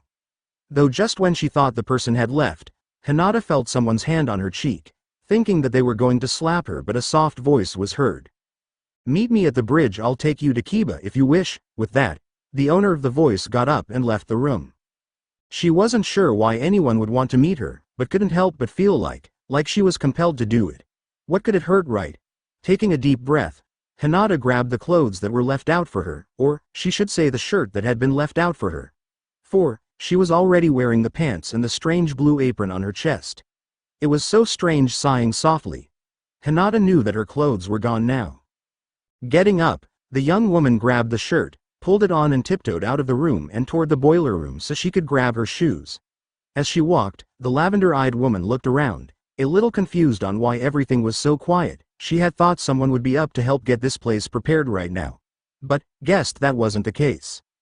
Remembering the way down to the boiler room, Hinata had hoped that no one would notice if she disappeared for a while. Maybe she could make something up on why she was gone. Maybe she could just say that she was a morning person and liked to have a bath before working in any shape or form. Yawning, Hinata walked into the boiler room, being careful not to wake Sasuke, who was lying at his desk wrapped up in blankets and lying his head on his pillows. Hinata smiled a bit and tiptoed as well as she could, though had frowned when she didn't see her purse, which had her shoes in it. What happened? As she looked around, Hinata saw a drawer marked, "Human Items." Frowning, she pulled the drawer open and inside was her purse. She guessed that Sasuke wanted to keep them safe for her. She'll have to thank him later. Grabbing her shoes, Hinata slipped on her heels and walked on outside, though being careful not to let the clicking to wake up the sleeping black-haired man. As she headed to the bridge, Hinata wondered why she saw that man again. His red hair shining in the morning sun, it confused her on why he kept staring at her like that. So very, very strange. Gulping, Hinata walked past him only to turn around for a second. Only to blink when she didn't see that man again. It was as if he had disappeared right into thin air.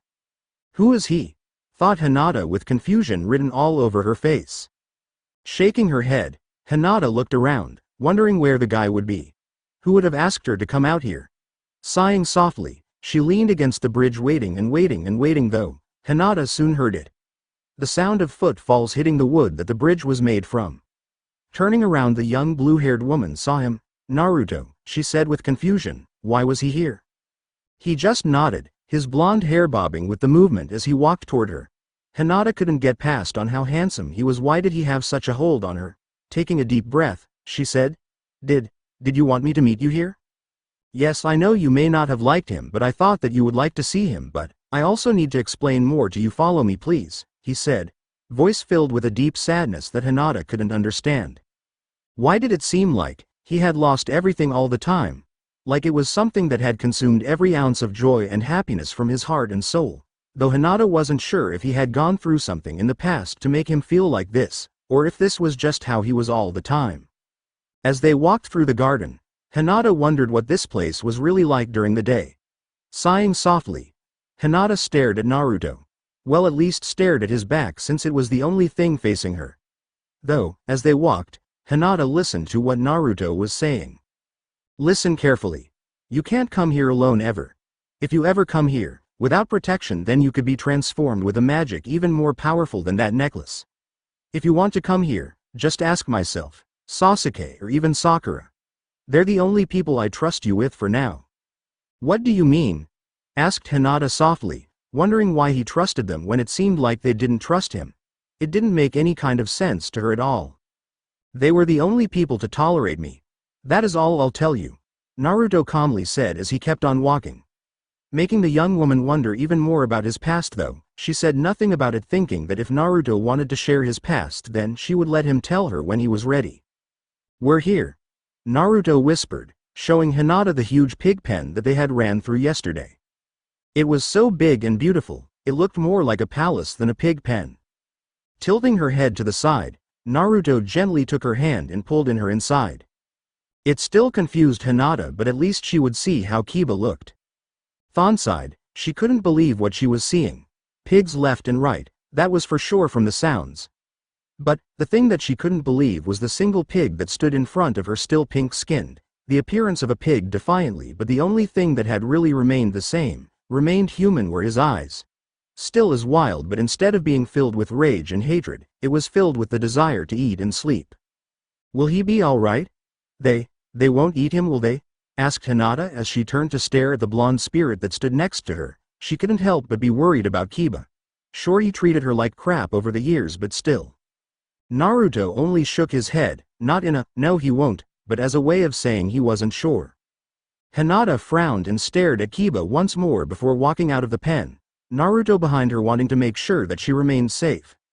Hinata had looked like she wanted to break down in tears, but she fought them back as well as she could. Only a few tears had dripped down her face and onto the grass. Taking a seat under a tree, Hinata buried her face in her knees as if she was hoping to hide the tears that had fallen. Hinata. Is that my real name? But isn't it? No, Orochimaru takes people's names to take control over them. Just keep your name in mind, alright Hinata, don't let him keep your name forever, Naruto whispered as he sat next to her, pulling out something from his robes and handing it to her. My clothes, but weren't they burned? Hinata asked as she stared at Naruto with wide shining lavender eyes. Smiling a bit, Naruto looked at the sky as he said, I had Sasuke to keep them. I wanted to give them back to you myself. It's best that you keep your things or you'll never return. Hinata couldn't help but stare at him. Why did Naruto look so sad? It didn't make any sense to her. It was as if he knew her pain. Naruto, why do you always seem so sad? Asked Hinata with great confusion, yet with concern in her voice. I came here because I had lost something great to me. I came to work for Orochimaru and lost my name now. I'm trying to get it back. Oh, you really can't remember your name, Naruto? Asked Hinata as she tilted her head to the side, clutching her clothes to her chest as if they would be taking them away from her. Yeah, though when I saw you, I knew your name and I don't know why. I feel like I met you and yet I don't remember where or when, but I just knew your name. Shaking his head, Naruto reached into his robes and pulled out a wrapped package and handed it to Hinata. Here, I got you some rice balls. It should help. They have a magic spell on them. It's to give you your strength and to make sure the spell that Orochimaru uses to keep people's names at bay. You'll never lose your name again if I can help it. Though, if you do forget, look at the back of your necklace. Hinata was confused on that, though she pulled out her necklace and looked at the back of the fox, and right there was her name carved in beautiful writing. Blinking, she stared at Naruto, wondering how he knew that. Did he carve her name there when she wasn't looking, or was it always there? She didn't know. The young woman couldn't be for sure, but just knew that he was only trying to protect her, and it touched her heart. Thank you, Naruto, she whispered before eating the rice balls. They were good, reminding her of the ones her mother used to make for her when she was a child. It was like taking a step down memory lane for her to the days when her family's shrine was still there, proud and tall, with the statue of the spirit that had once resided there. Once she had finished her snack, Hinata and Naruto both got up and started to head on back to the bathhouse before anyone noticed that she was gone for so long. Once at the gate, Naruto turned to Hinata saying, I'm sorry if I act cold around you, Hinata, but I can't be soft with you or risk getting you in trouble. She nodded, understanding completely. She guessed that it does make sense. He was only acting like this to protect her, to keep her safe. I understand, Naruto, she said with a smile, running a hand through her hair, though for some reason Hinata thought that she saw Naruto blush a soft pink but didn't make a comment on it. Smiling, she started to head on back, but when she didn't hear Naruto's footsteps, she turned around and saw an orange-red fox running down the path, 9 tails bouncing with each step he took. His fox ears, from what she could see, were almost as long as a rabbit's ears. He's a fox? Shaking her head, Hinata had gone back inside.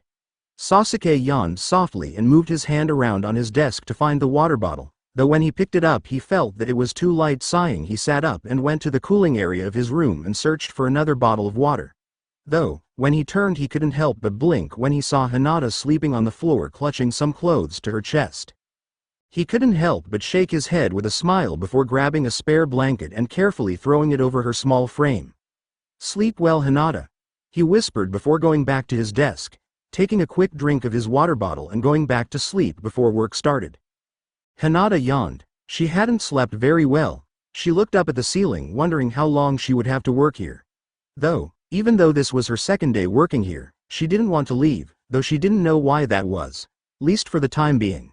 Taking a deep breath, Hinata thought that her second day was better than yesterday. Sakura had been worried about her yesterday when she had gone missing for the day. Though, Hinata had lied, saying that she had gone to the springs out back, thankful that Sasuke had told her about those springs so she could use them as a lie. Though, she was confused on why Sasuke would try to help her. Not that she hated it, no, but it was better than letting anyone find out about her trip with Naruto. Taking a deep breath, Hinata walked into the one change room, and almost gagged, for this place looked worse than Keba's den, which she didn't think was possible. There was mold on the walls, grim on the floors, and dirty towels all over the floor. And the stench, it was worse than month-old rotten meat. And that in itself was disgusting. Taking a deep breath, Hinata kind of wished that she was still sick from yesterday right about now. Least then she wouldn't have to deal with this right now. Hinata, I need your help, asked Sakura as they both walked down the hall, though it had confused the blue-haired woman as to why Sakura would need her help. Why would anyone here need her help? It didn't make any kind of sense right now. Sure. What do you need? Hinata asked as she stared at the pink-haired spirit. Sakura gave a small laugh as she rubbed the back of her head. Ya see, Sasuke needs more herbs to grind for the baths and he doesn't have any more, so I kind of need your help to gather some more if that's okay. Hinata understood why Sakura would need help. Sometimes gathering herbs could take a while, and with the amount Sasuke uses, it would be quicker to gather them with 2 people instead of just 1 person. Sure, I'll help, Hinata said with a smile as they started to walk out the front door. Though, as they walked, Hinata couldn't help but notice how beautiful this place was. Well, how beautiful the front of the bathhouse was, otherwise she can't say much about the herb garden since she hadn't gotten there yet. Her mind was filled with confusion as she walked with Sakura to the garden. How many herbs would be there?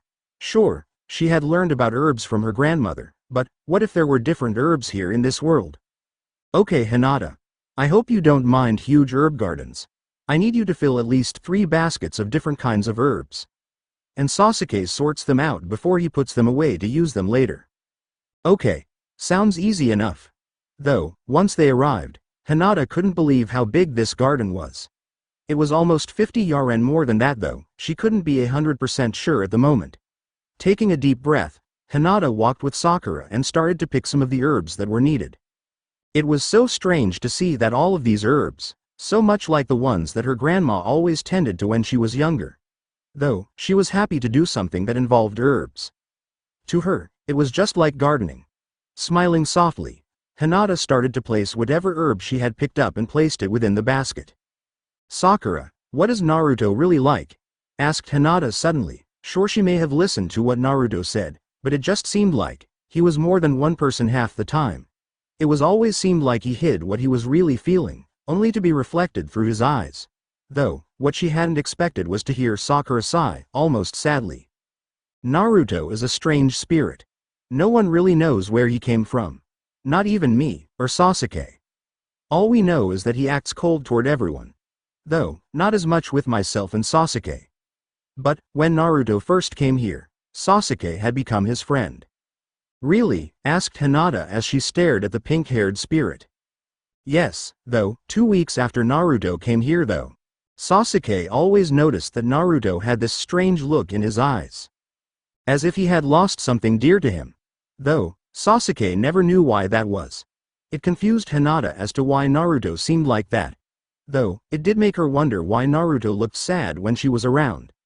Naruto always had spoken about leaving something behind. That his home was destroyed.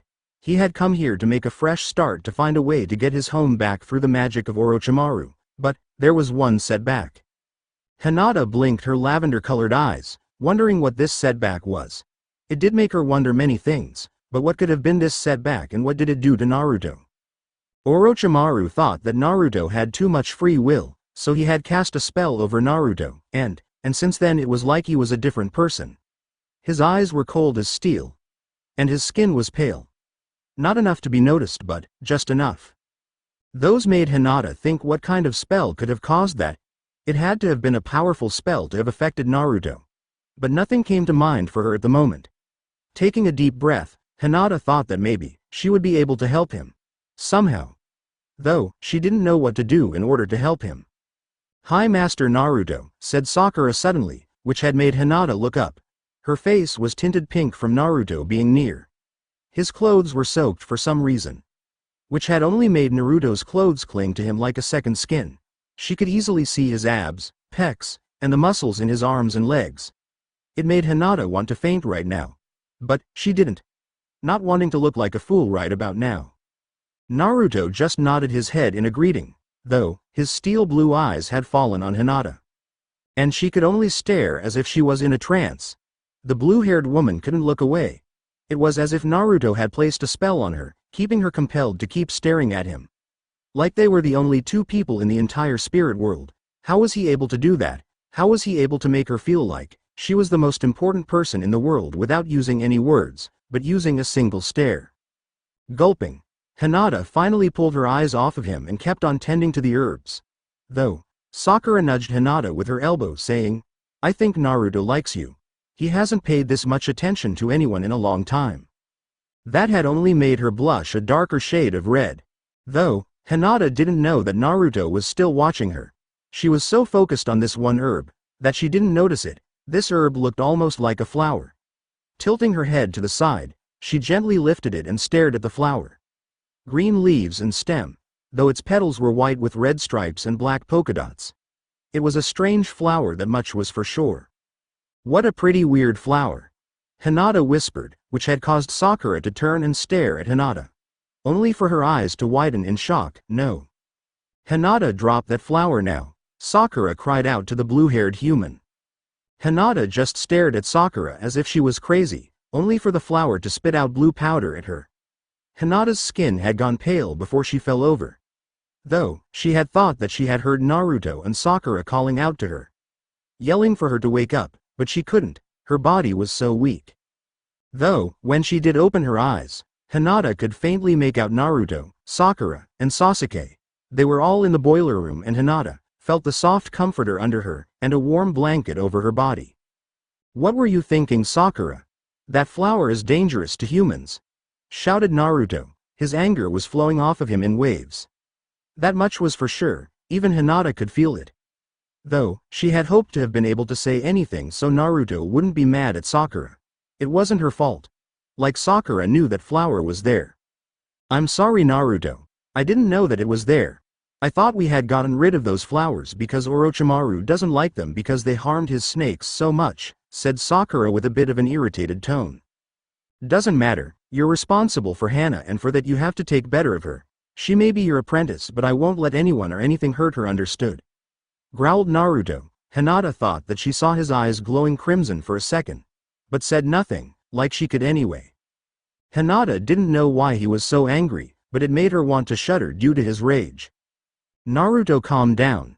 Yelling like that won't make her feel any better quicker, and Sakura is right, she didn't know that it was there. No one did.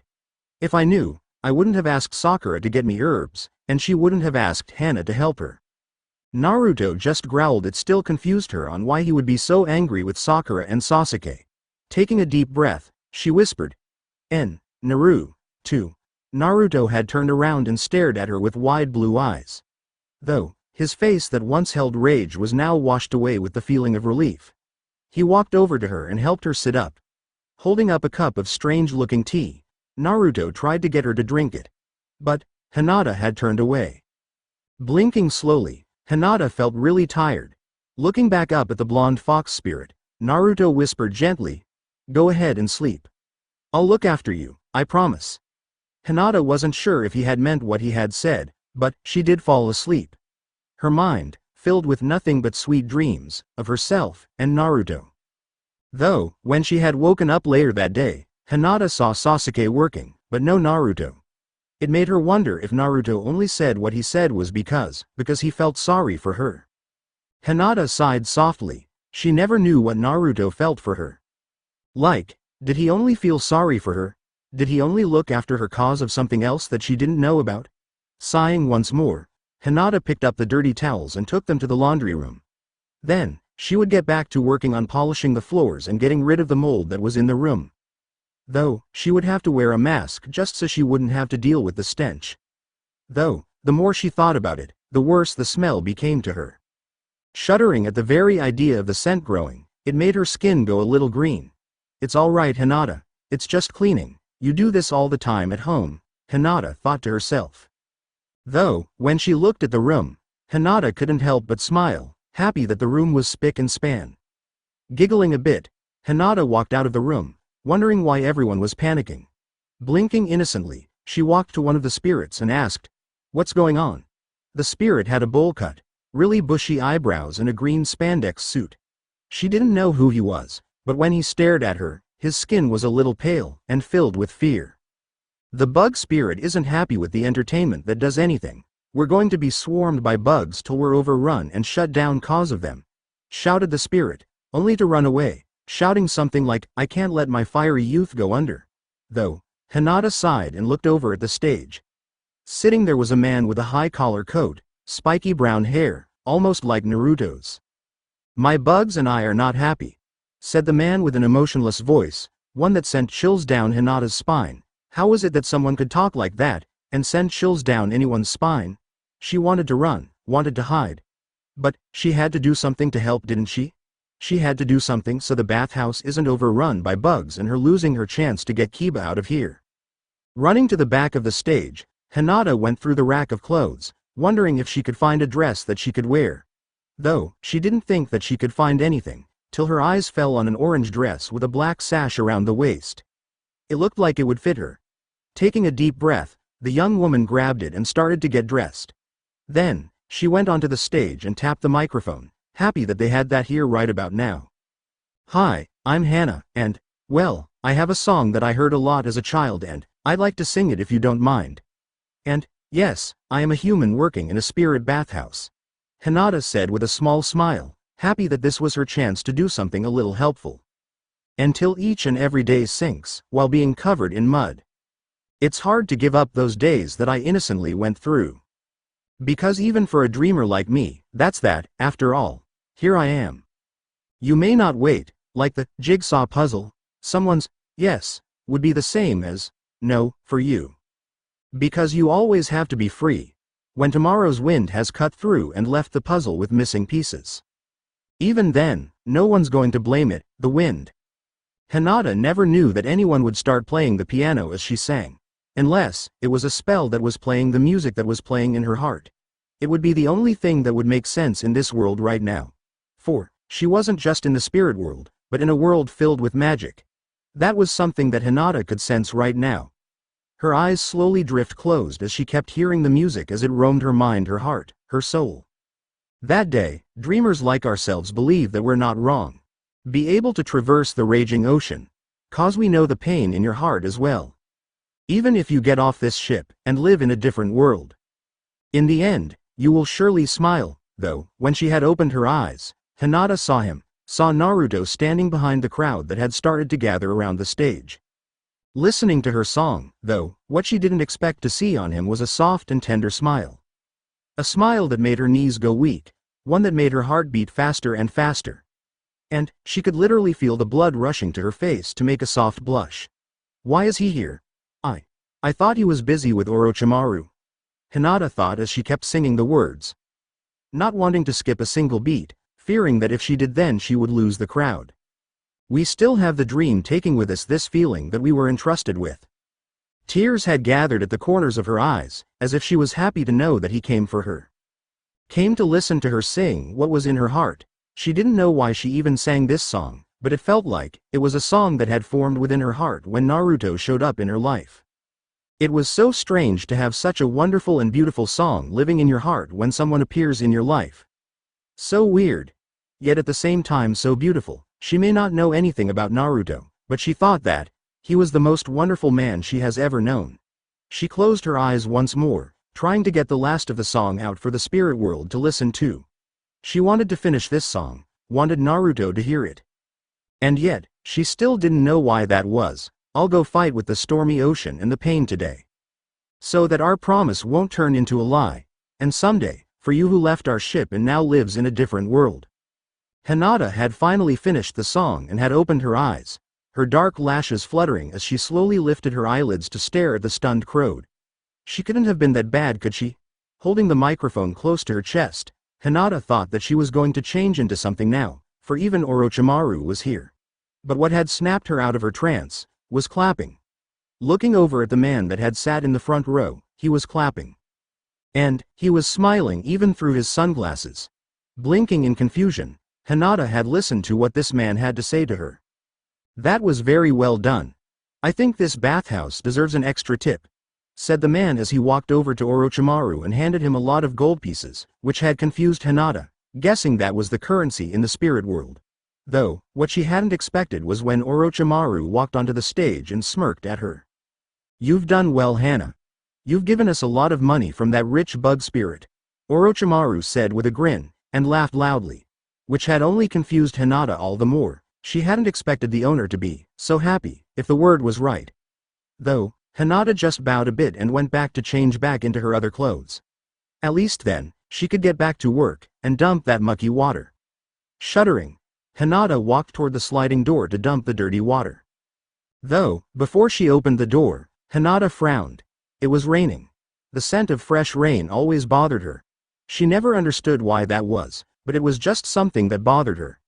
Sighing, Hinata opened the sliding door and tipped the bucket over the porch and blinked when she saw the red-haired man that she had seen a few times. He just stood there in the rain. water dripping from his hair as he stood there. Water dripping from his clothes as it clung to him like a second skin. He really could pull off the caught in the rain look, but the blue-haired woman thought that it would be better that he came inside so he wouldn't get sick. "You okay?" she asked softly with a hint of concern. The man only nodded. It was as if he did not wish or couldn't speak. Though, it did confuse Hinata that he didn't want to speak.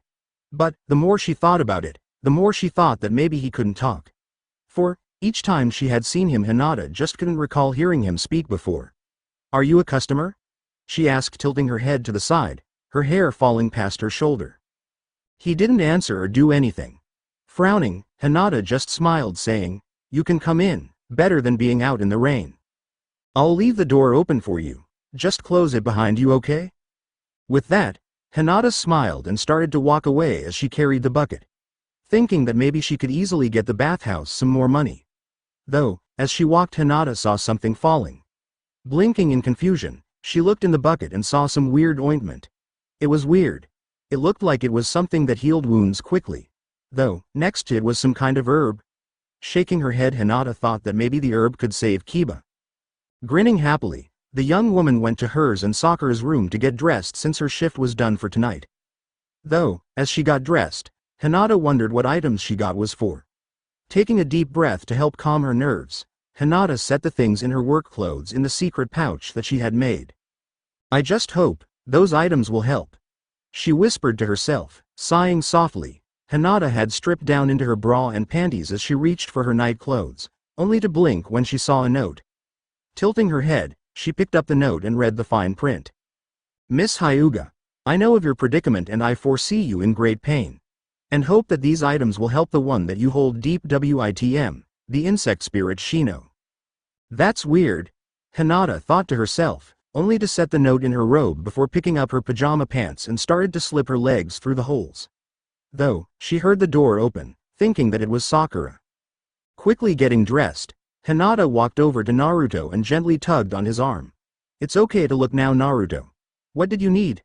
asked Hinata, staring at him with soft lavender eyes, for it made her wonder why Naruto would come here, if he was Orochimaru's right-hand man, so to speak.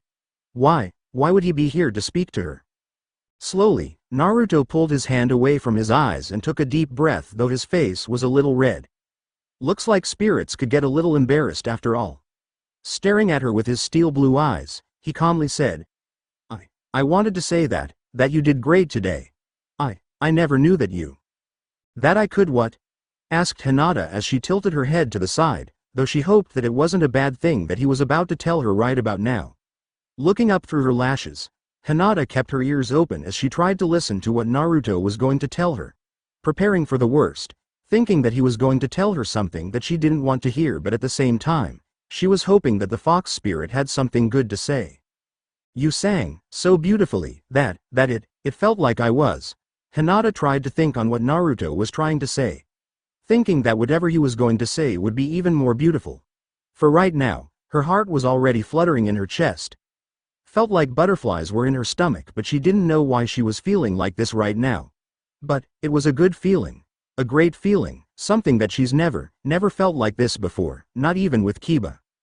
I have to go, I'm sorry," Naruto whispered softly, looking away with pain in his eyes.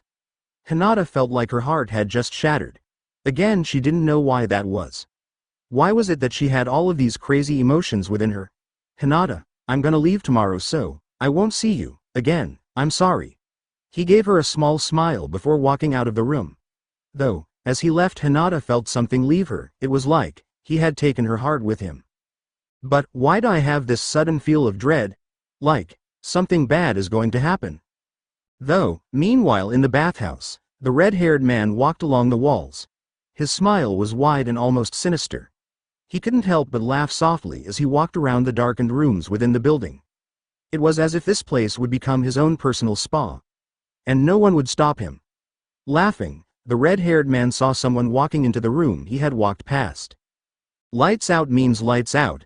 No one should be out here," shouted the man, which had made the red-haired man smirk softly. Holding out his hand, he had created a few specks of sand and it turned to gold as it hit the ground. "What the?" said the man with confusion as he picked up the gold and stared up at the red-haired man.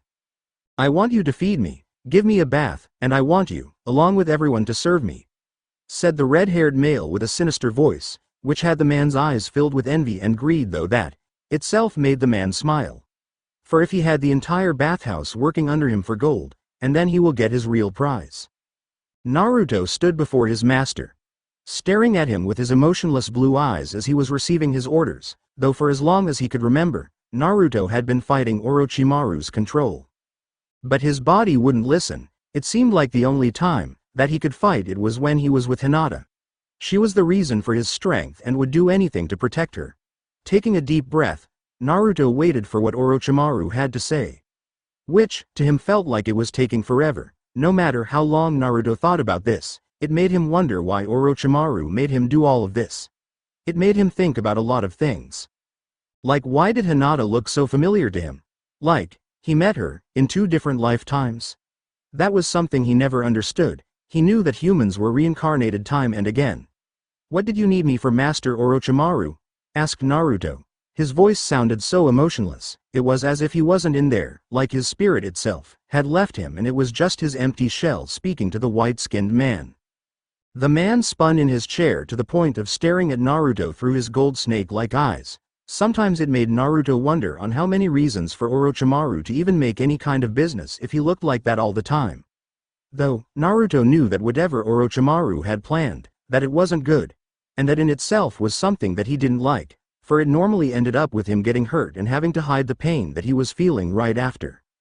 "I need you to go visit an old friend of mine. I want you to steal the golden toad scroll that he keeps hidden away. It will help me unlock the great power that he holds.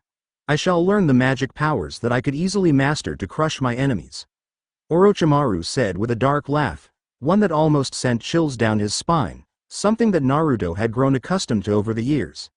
The young fox spirit stared at the snake man, trying to think if he was serious or not. But something deep within Naruto whispered for him to go, for him to follow these orders. "Of course, Master, and don't you dare fail me again, Naruto. You know what will happen if you fail me again." Yes, I remember, Master, I remember." Orochimaru waved his hand toward Naruto, telling him that he should go on, that he wasn't needed any longer. Which, Naruto bowed and started to walk out of the office and toward the bathhouse chambers, though that had caused Naruto to sigh. No matter what, he just couldn't escape Orochimaru's control. It was as if his thoughts, his body, his very will was under that man's control. That he had to listen to him at all times, and very little time to think for himself. "Maybe I will break free one day," whispered Naruto, though right now, his main focus was to get Hinata out of here, even that boyfriend of hers, though the more he thought about it the more he wondered about those bruises that covered her face. The way she seemed so defensive about them, as if she was afraid to show anyone the dark marks on her skin. As if someone had beaten her time and again with such a force to mark her beautiful pale skin. Was she beaten by her boyfriend? Was that why I couldn't sense any kind of love within her heart for that man? He whispered to himself, rubbing his forehead as if he had an oncoming migraine coming on. Sighing, Naruto looked up and saw the workers scattering around, saying something about a rich man had come to their bathhouse last night, which, to the young spirit, was weird in itself. No one ever came to the bathhouse in the middle of the night. Sniffing the area, Naruto could faintly make out the sense of everyone working right now. Everyone but a certain blue-haired woman with the most beautiful lavender-colored eyes known to man, or spirit. Though, when he had thought about her, Naruto thought that he felt his heart skipping a beat. Blinking and confusing, the young man placed a hand over his chest, right over his heart. His face felt a little heated, as if he was blushing at the very thought of Hinata. "Why does my heart beat so quickly at the thought of her?"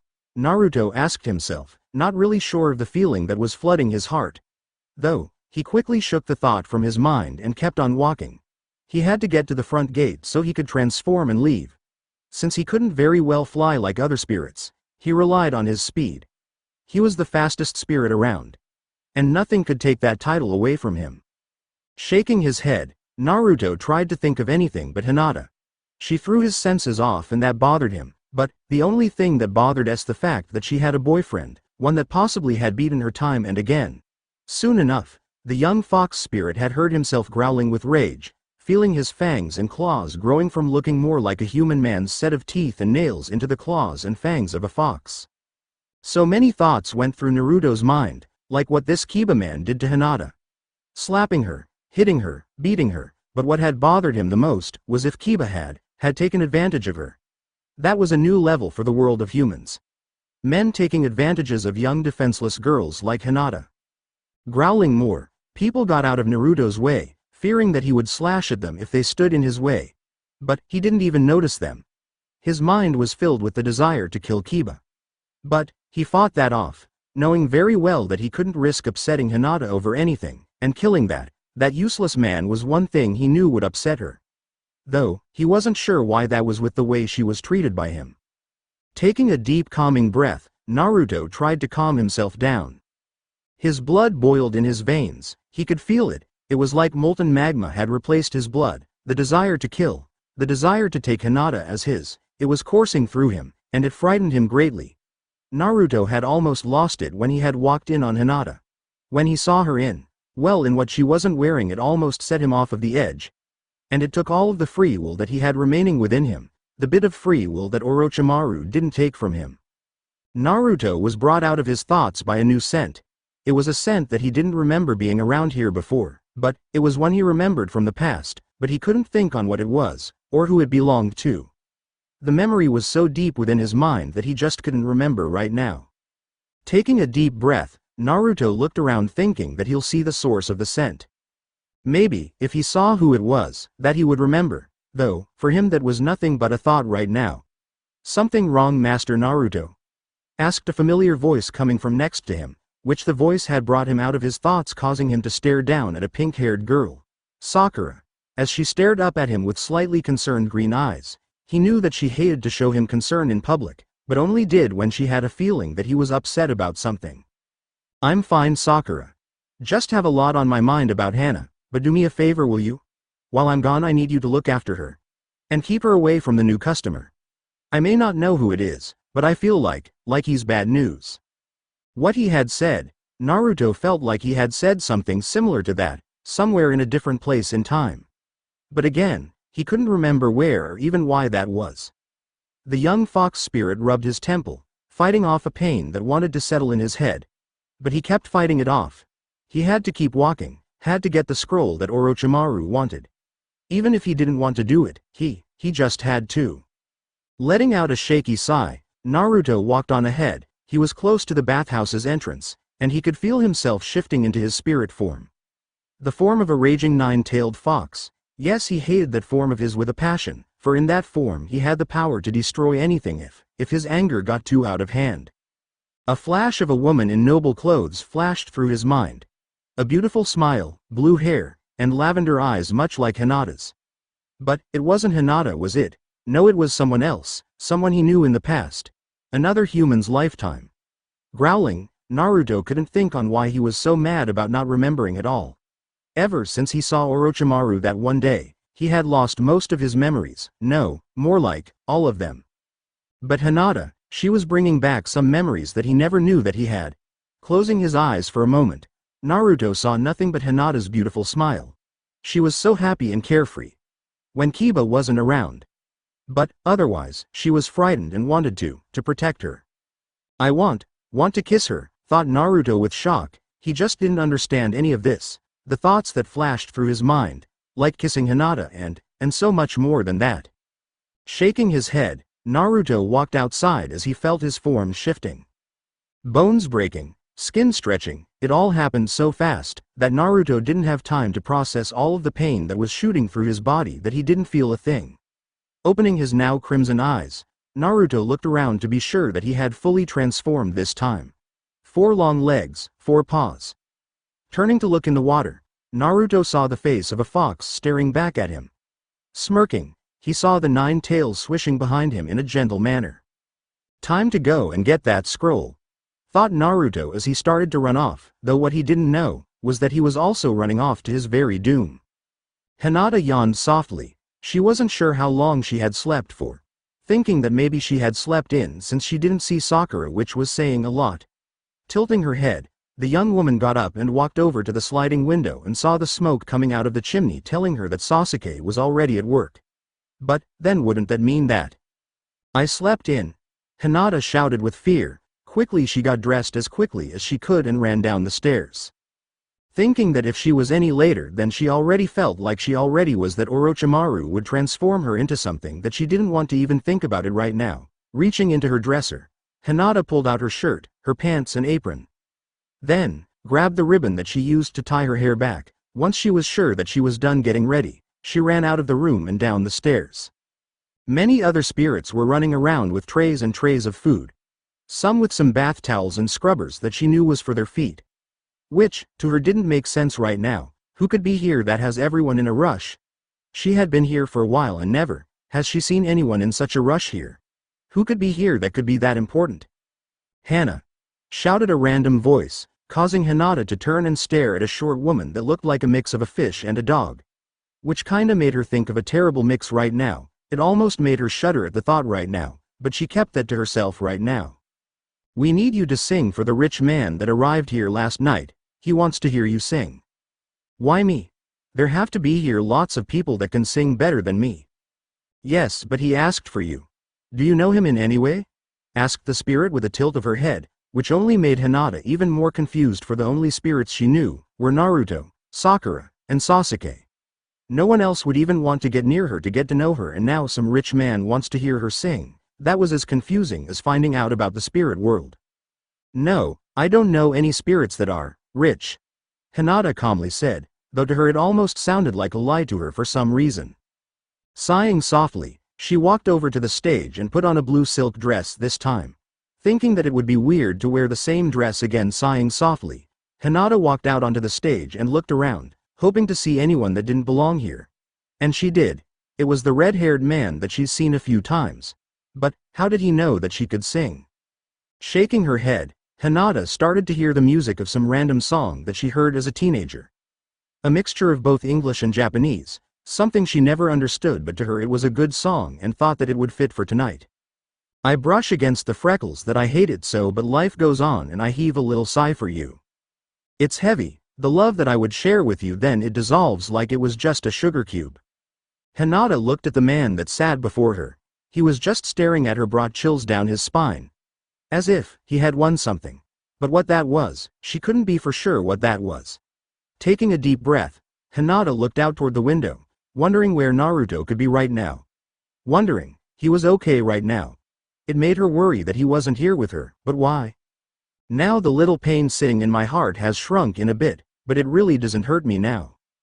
Those silly horoscope signs, guess I can't trust them after all. The song almost matched her mood. There was a pain in her heart, almost, a certain emptiness that Naruto had left when he was gone. It had formed within her. Taking a deep shaky breath, Hinata tried to think of where he could have gone. Where he could have went, but nothing came to mind. How would she know where he went, if she didn't know anything about the spirit world? Soon, her gaze went back to the red-haired man. It was so creepy the way he stared at her. It frightened her almost. If we could get further away, ooh, I wonder what it would be like. Yeah, I'd be so happy inside my heart. Looking toward the floor, Hinata wanted to get away from this place. She wanted to get away from that man, but knew that if she didn't do as she was asked, that she could risk getting Keba eaten, and herself transformed into something. She wasn't sure what that would be and didn't want to even come close to thinking about it. The fear, the all-consuming fear, coursed through her with the rate of her heart beating. When she did look back at the man, he just smirked, which had made her skin go pale with fear. Maybe letting him in wasn't such a good idea after all. All the memories I have are beautiful in my mind, but they don't feed the hunger deep inside my soul. And tonight I thought I'd be just sitting in my sorrow. And now I must wonder why. What did it really mean to you? I just can't see it anymore. Hinata looked back out the window, thinking that she had seen something zip on by, but wasn't sure what it was. It had moved too quickly, but all she could make out was an orange blur. No, something red with orange mixed right into it. Whatever it was, it had set a strange feeling in the pit of her stomach. Like someone had just dropped a feeling of ice in her stomach. It was the feeling of dread. But why would she have the sudden feeling of dread right now? Kowashite naoshite wakataru no ni sor ga atashi no sikaku dakara. Madakashi kamochi da iafuya no mama da sordemo e koi wo shitakita. Shaking her head, Hinata kept on singing. There was no way that she was going to let that feeling stop her. She normally only had it when Keba was on her way to do something terrible. Something that she didn't want to think about again. Even if he was a pig right now, she still feared that he was going to do something stupid and cruel again, like hitting her with a bear bottle. Omoikiri Akita Hidari Mimi no Piasu ni wa ne Waranai Episudo. Closing her eyes, Hinata had strange images playing in her mind. Her, as a child, a shrine. A man with sad blue eyes always at the shrine and always looking the same, as if he had lost something so dear to him that it was enough to break her own heart. Hinata didn't know why she was seeing this. She wasn't dreaming this time, and now she was seeing it as if it was just an old memory of hers which, to her, didn't make any kind of sense to her at all. Sobakasu no kazu wo kazotomiru yogaretanui gurumi daite. Myun wo sasu toge wa kinai kido keru-chan mo usagi-chan mo. Warat kareru no. He was always sitting on the bench that resided under the cherry blossoms. Hinata had always wondered about that, wondering why he sat under the cherry blossoms, like they held a meaning to her. Why hadn't she noticed those before? Maybe it was because that tree had been cut down when she was in high school. Shaking her head, Hinata had to keep focusing on the song. She couldn't think of those thoughts within her mind. All the memories I have are beautiful in my mind, but they don't feed the hunger deep inside my soul. And tonight I thought I'd be just sitting in my sorrow. And now I must wonder why. What did it really mean to you? I just can't see it anymore. I just can't see it anymore. La la la la la la la doshtanano. Though, when Hinata had opened her eyes, she almost gasped out in shock. For, she saw Naruto running on the water trying to get away from something. She wasn't sure what he was trying to get away from, but she knew that she had to help him before it was too late. Narrowing her eyes, Hinata ran to the back of the stage and changed back into her work clothes and ran. But, she had been stopped by the red-haired man. He stared at her with lust in his eyes. The desire to take her away from this place, as if she was his. Where are you going, Hannah? Don't you want to stick around some more and spend time with me? After all, you and me. We're meant to be. He had breathed out, be, with a husky voice, but it wasn't going to trick Hinata at all. Narrowing her eyes, Hinata slapped him and ran as fast as she could. Hinata didn't have time for snobs that thought that they could have anything they wanted. And, she was no damn prize to be won either. Running up the stairs, Hinata didn't even notice that people were screaming with fright. All she knew was that Naruto needed her help right now. That was all she cared about. Naruto needed her, he was in trouble, and that much she knew about. Once she reached the second flight of stairs, Hinata slid the sliding window and stared at Naruto. He was running from what looked like to her, flying toads. That was a new one. Naruto, this way, over here. Please come over here, Naruto, hurry! Shouted Hinata, waving her arms, hoping that he'll notice her, though hadn't thought this through. For, Naruto was much bigger as a fox and threw himself through the open window, breaking the doors off, and the flying toads headed straight toward Hinata. Frightened, she started to rip off the toads that got on her, only to see that they were made out of nothing but paper. What the? She whispered to herself, not sure what had just happened, but shook her head for the moment and turned to Naruto. His beautiful orange fur had been tinted with crimson, and right away, the blue-haired woman knew that this was his blood. Naruto, no, you're not okay here, hold still and I'll get some medicine to help you, okay? Her voice had been so soft and gentle, hoping that it would keep Naruto calm. But, his only response was a shake of his head before jumping out the window once more and running up the wall to Orochimaru's office. This isn't good, he'll bleed to death at this rate, Hinata said with fear. Running as quickly as she could, the young woman ran to her room and grabbed the herb and ointment. Something told her that the herb would come in handy. Shaking her head, Hinata ran out of her room and strayed to the window once more. Needing to take a shortcut, hoping that she would get to Naruto before it was too late to help him. Though, as she ran through the bathhouse, Hinata tried to think of the layout of the building. Hoping that she could think of any other way that would lead her to Orochimaru's office, but at the moment she couldn't think straight. Her mind was in some sort of hazy fog of concern for the fox spirit. Hinata, where are you going? Asked a concerned Sakura as the blue-haired woman ran past her.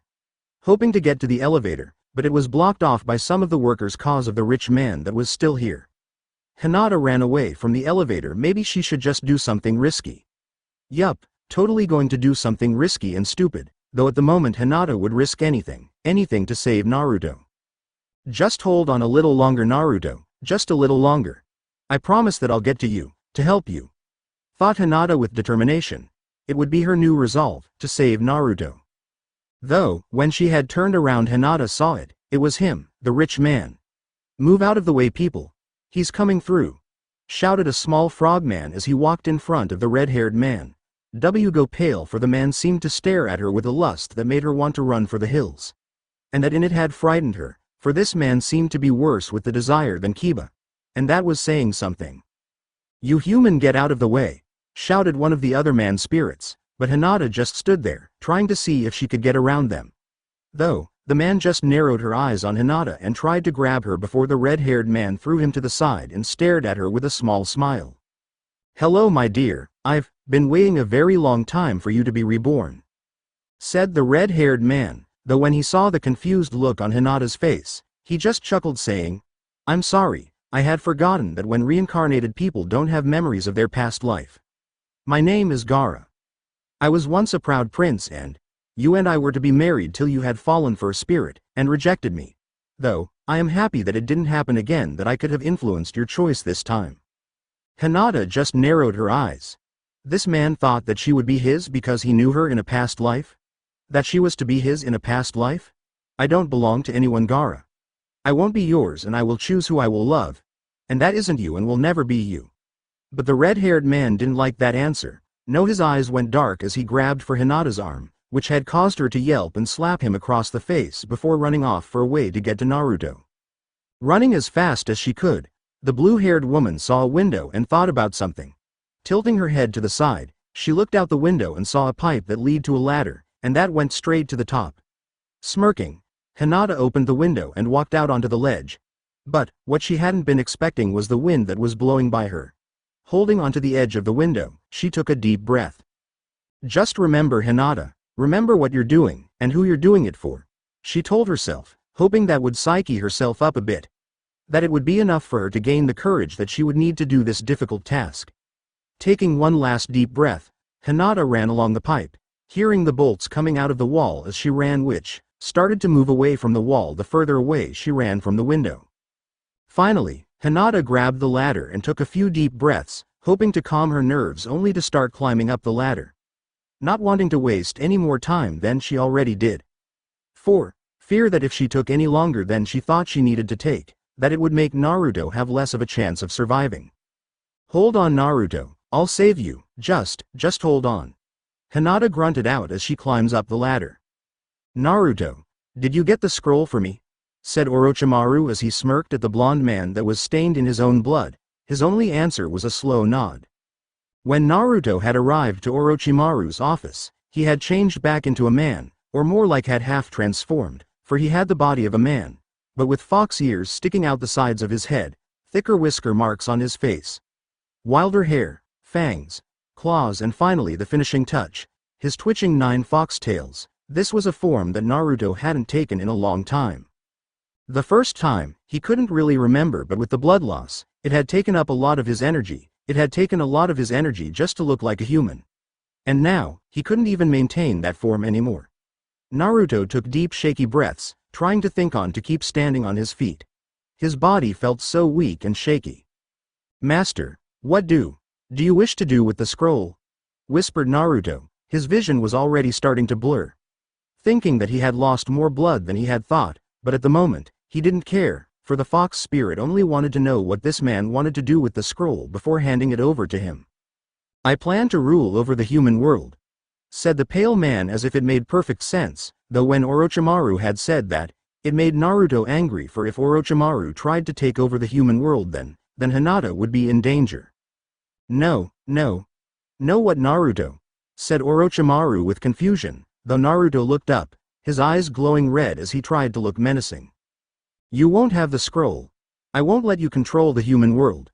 As its protector, I will make sure of it," Naruto said with a growl. He didn't know where those words had come from, but what he did know was that they were true.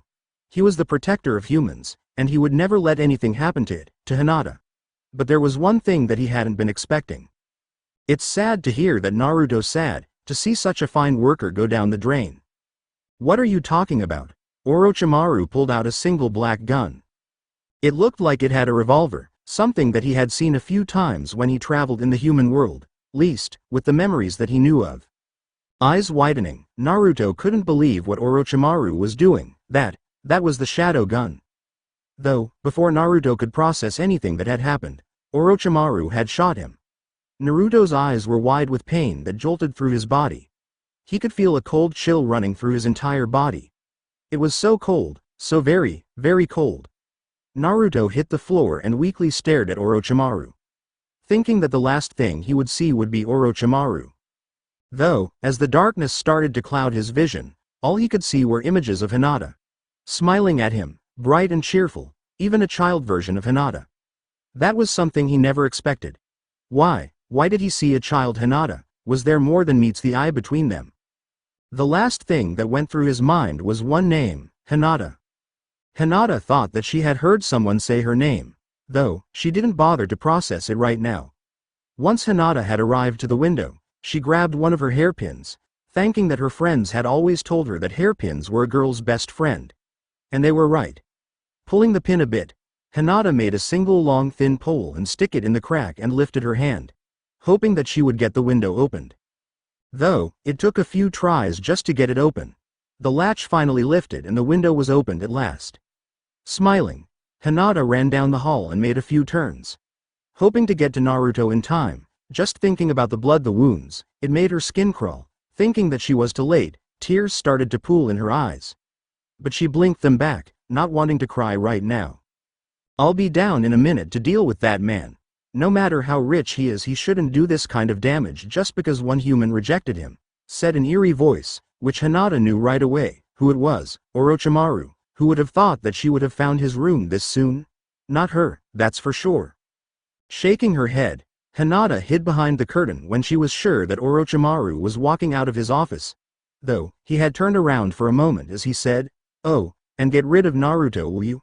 His blood is staining the carpet and he's starting to smell like death." With that, he started to walk away, though his words, it made the young woman's blood go cold. No. Once she was sure that it was safe, Hinata ran into the office, then ran to the back room, which led to some weird bedroom. Blinking, it was draped with red and black silk. The bed was messed up and, I'm not even going to go there, Hinata thought with disguise. When she ran into the main office, Hinata gasped at what she saw. A tall white-haired man, who was only wearing purple sweats, were kicking Naruto into a strange hole that she guessed was something like an incinerator. Gasping, Hinata ran toward them as she shouted, "Get away from him." The man looked over at Hinata and moved away from Naruto and just stared at the young woman slide on the carpet and holding Naruto in her arms. "Naruto, speak to me please. Say something, anything." Tears started to pool in her eyes, staring at her as she held onto the limp man in her arms. He won't say anything. Orochimaru had shot him and now he'll see nothing but darkness till his energy is zapped from his lifeless body. He'll be nothing but a lifeless corpse. "Shut up," Hinata shouted at the man, looking at him with teary lavender eyes. She saw that he had glasses. Long white hair and dark eyes. She couldn't tell if they were dark brown or just plain black. His skin was tan, and his body was well built. Though, he was nothing compared to Naruto. The man knelt in front of Hinata and placed his index finger under her chin to make her stare at him. He just smirked as he said, "You know, you're cute for a human. Maybe before Orochimaru gets back, you and me can have some fun." Hinata gasped and pushed the man away as she said, "Shut up." But that wasn't the end of this. No, far from it. For the man grabbed Hinata's arm and forced her to her feet and narrowed his eyes at her. "You don't have a choice in the matter, human. I always get what I want." Hinata just narrowed her eyes and did the last thing that she never knew that she would ever do. She kicked him in the nuts but gasped when one of Naruto's tails wrapped themselves around her waist and dragged her with him in the pit. Screaming in fear, Hinata gripped Naruto's tails, hoping that it would be enough to get Naruto to wake up, to open his eyes, but she highly doubted that he would wake up any time soon. "Naruto!" She had shouted in fear, tears streaming down her face. This was it, she was going to die. Though, as she fell, Hinata thought that she felt Naruto's tails tightening their grip around her, only for Naruto to grab her with his arm and pulling her to his chest. His eyes were blank when she had looked up at him. It was so strange to see his eyes to be so white, but at least his eyes were open in the first place. Naruto used his tails to grab onto some steel rods that were on the walls of the long tunnel. He pulled both himself and Hinata up and through a smaller tunnel. It was as if Naruto was using the air around them to move them through the tunnels. It was so strange to see everything zip by her eyes this quickly. "Naruto, can you hear me?" She didn't think that she would get an answer, but it doesn't hurt to ask, does it? But what the blue-haired woman wasn't expecting was to fall through a fan and falling into the boiler room. Naruto had let go of Hinata and landed hard on the floor. And as for Hinata, she had fallen on Sasuke as he was working on grinding some herbs for the bath. The black-haired man groaned and looked at Hinata as he said, "What's going on? Hana, what are you? Oh dear God, Naruto." Sasuke was in shock when he saw his best friend lying on the ground bleeding. Though, when he saw an herb and some strange ointment on the ground, he blinked in confusion. "Hana, get Naruto under some blankets, get him a pillow, and while I make something, rub that ointment on his skin and it should stop the bleeding, trust me." Hinata didn't argue, she just nodded and went to get some pillows and blankets. Though, when she was lifting his head for the pillow, Hinata couldn't believe how cold he was. Sniffling, she couldn't believe that this had happened. She felt like it was her fault that this had happened. Though when she started to rub the ointment and was amazed that the wounds had started to close up already.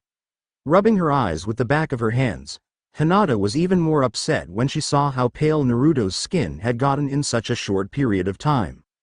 "Here, get him to drink this, it'll stop the internal bleeding," whispered Sasuke as he handed Hinata a cup of tea, that she had guessed was from the herb that she had.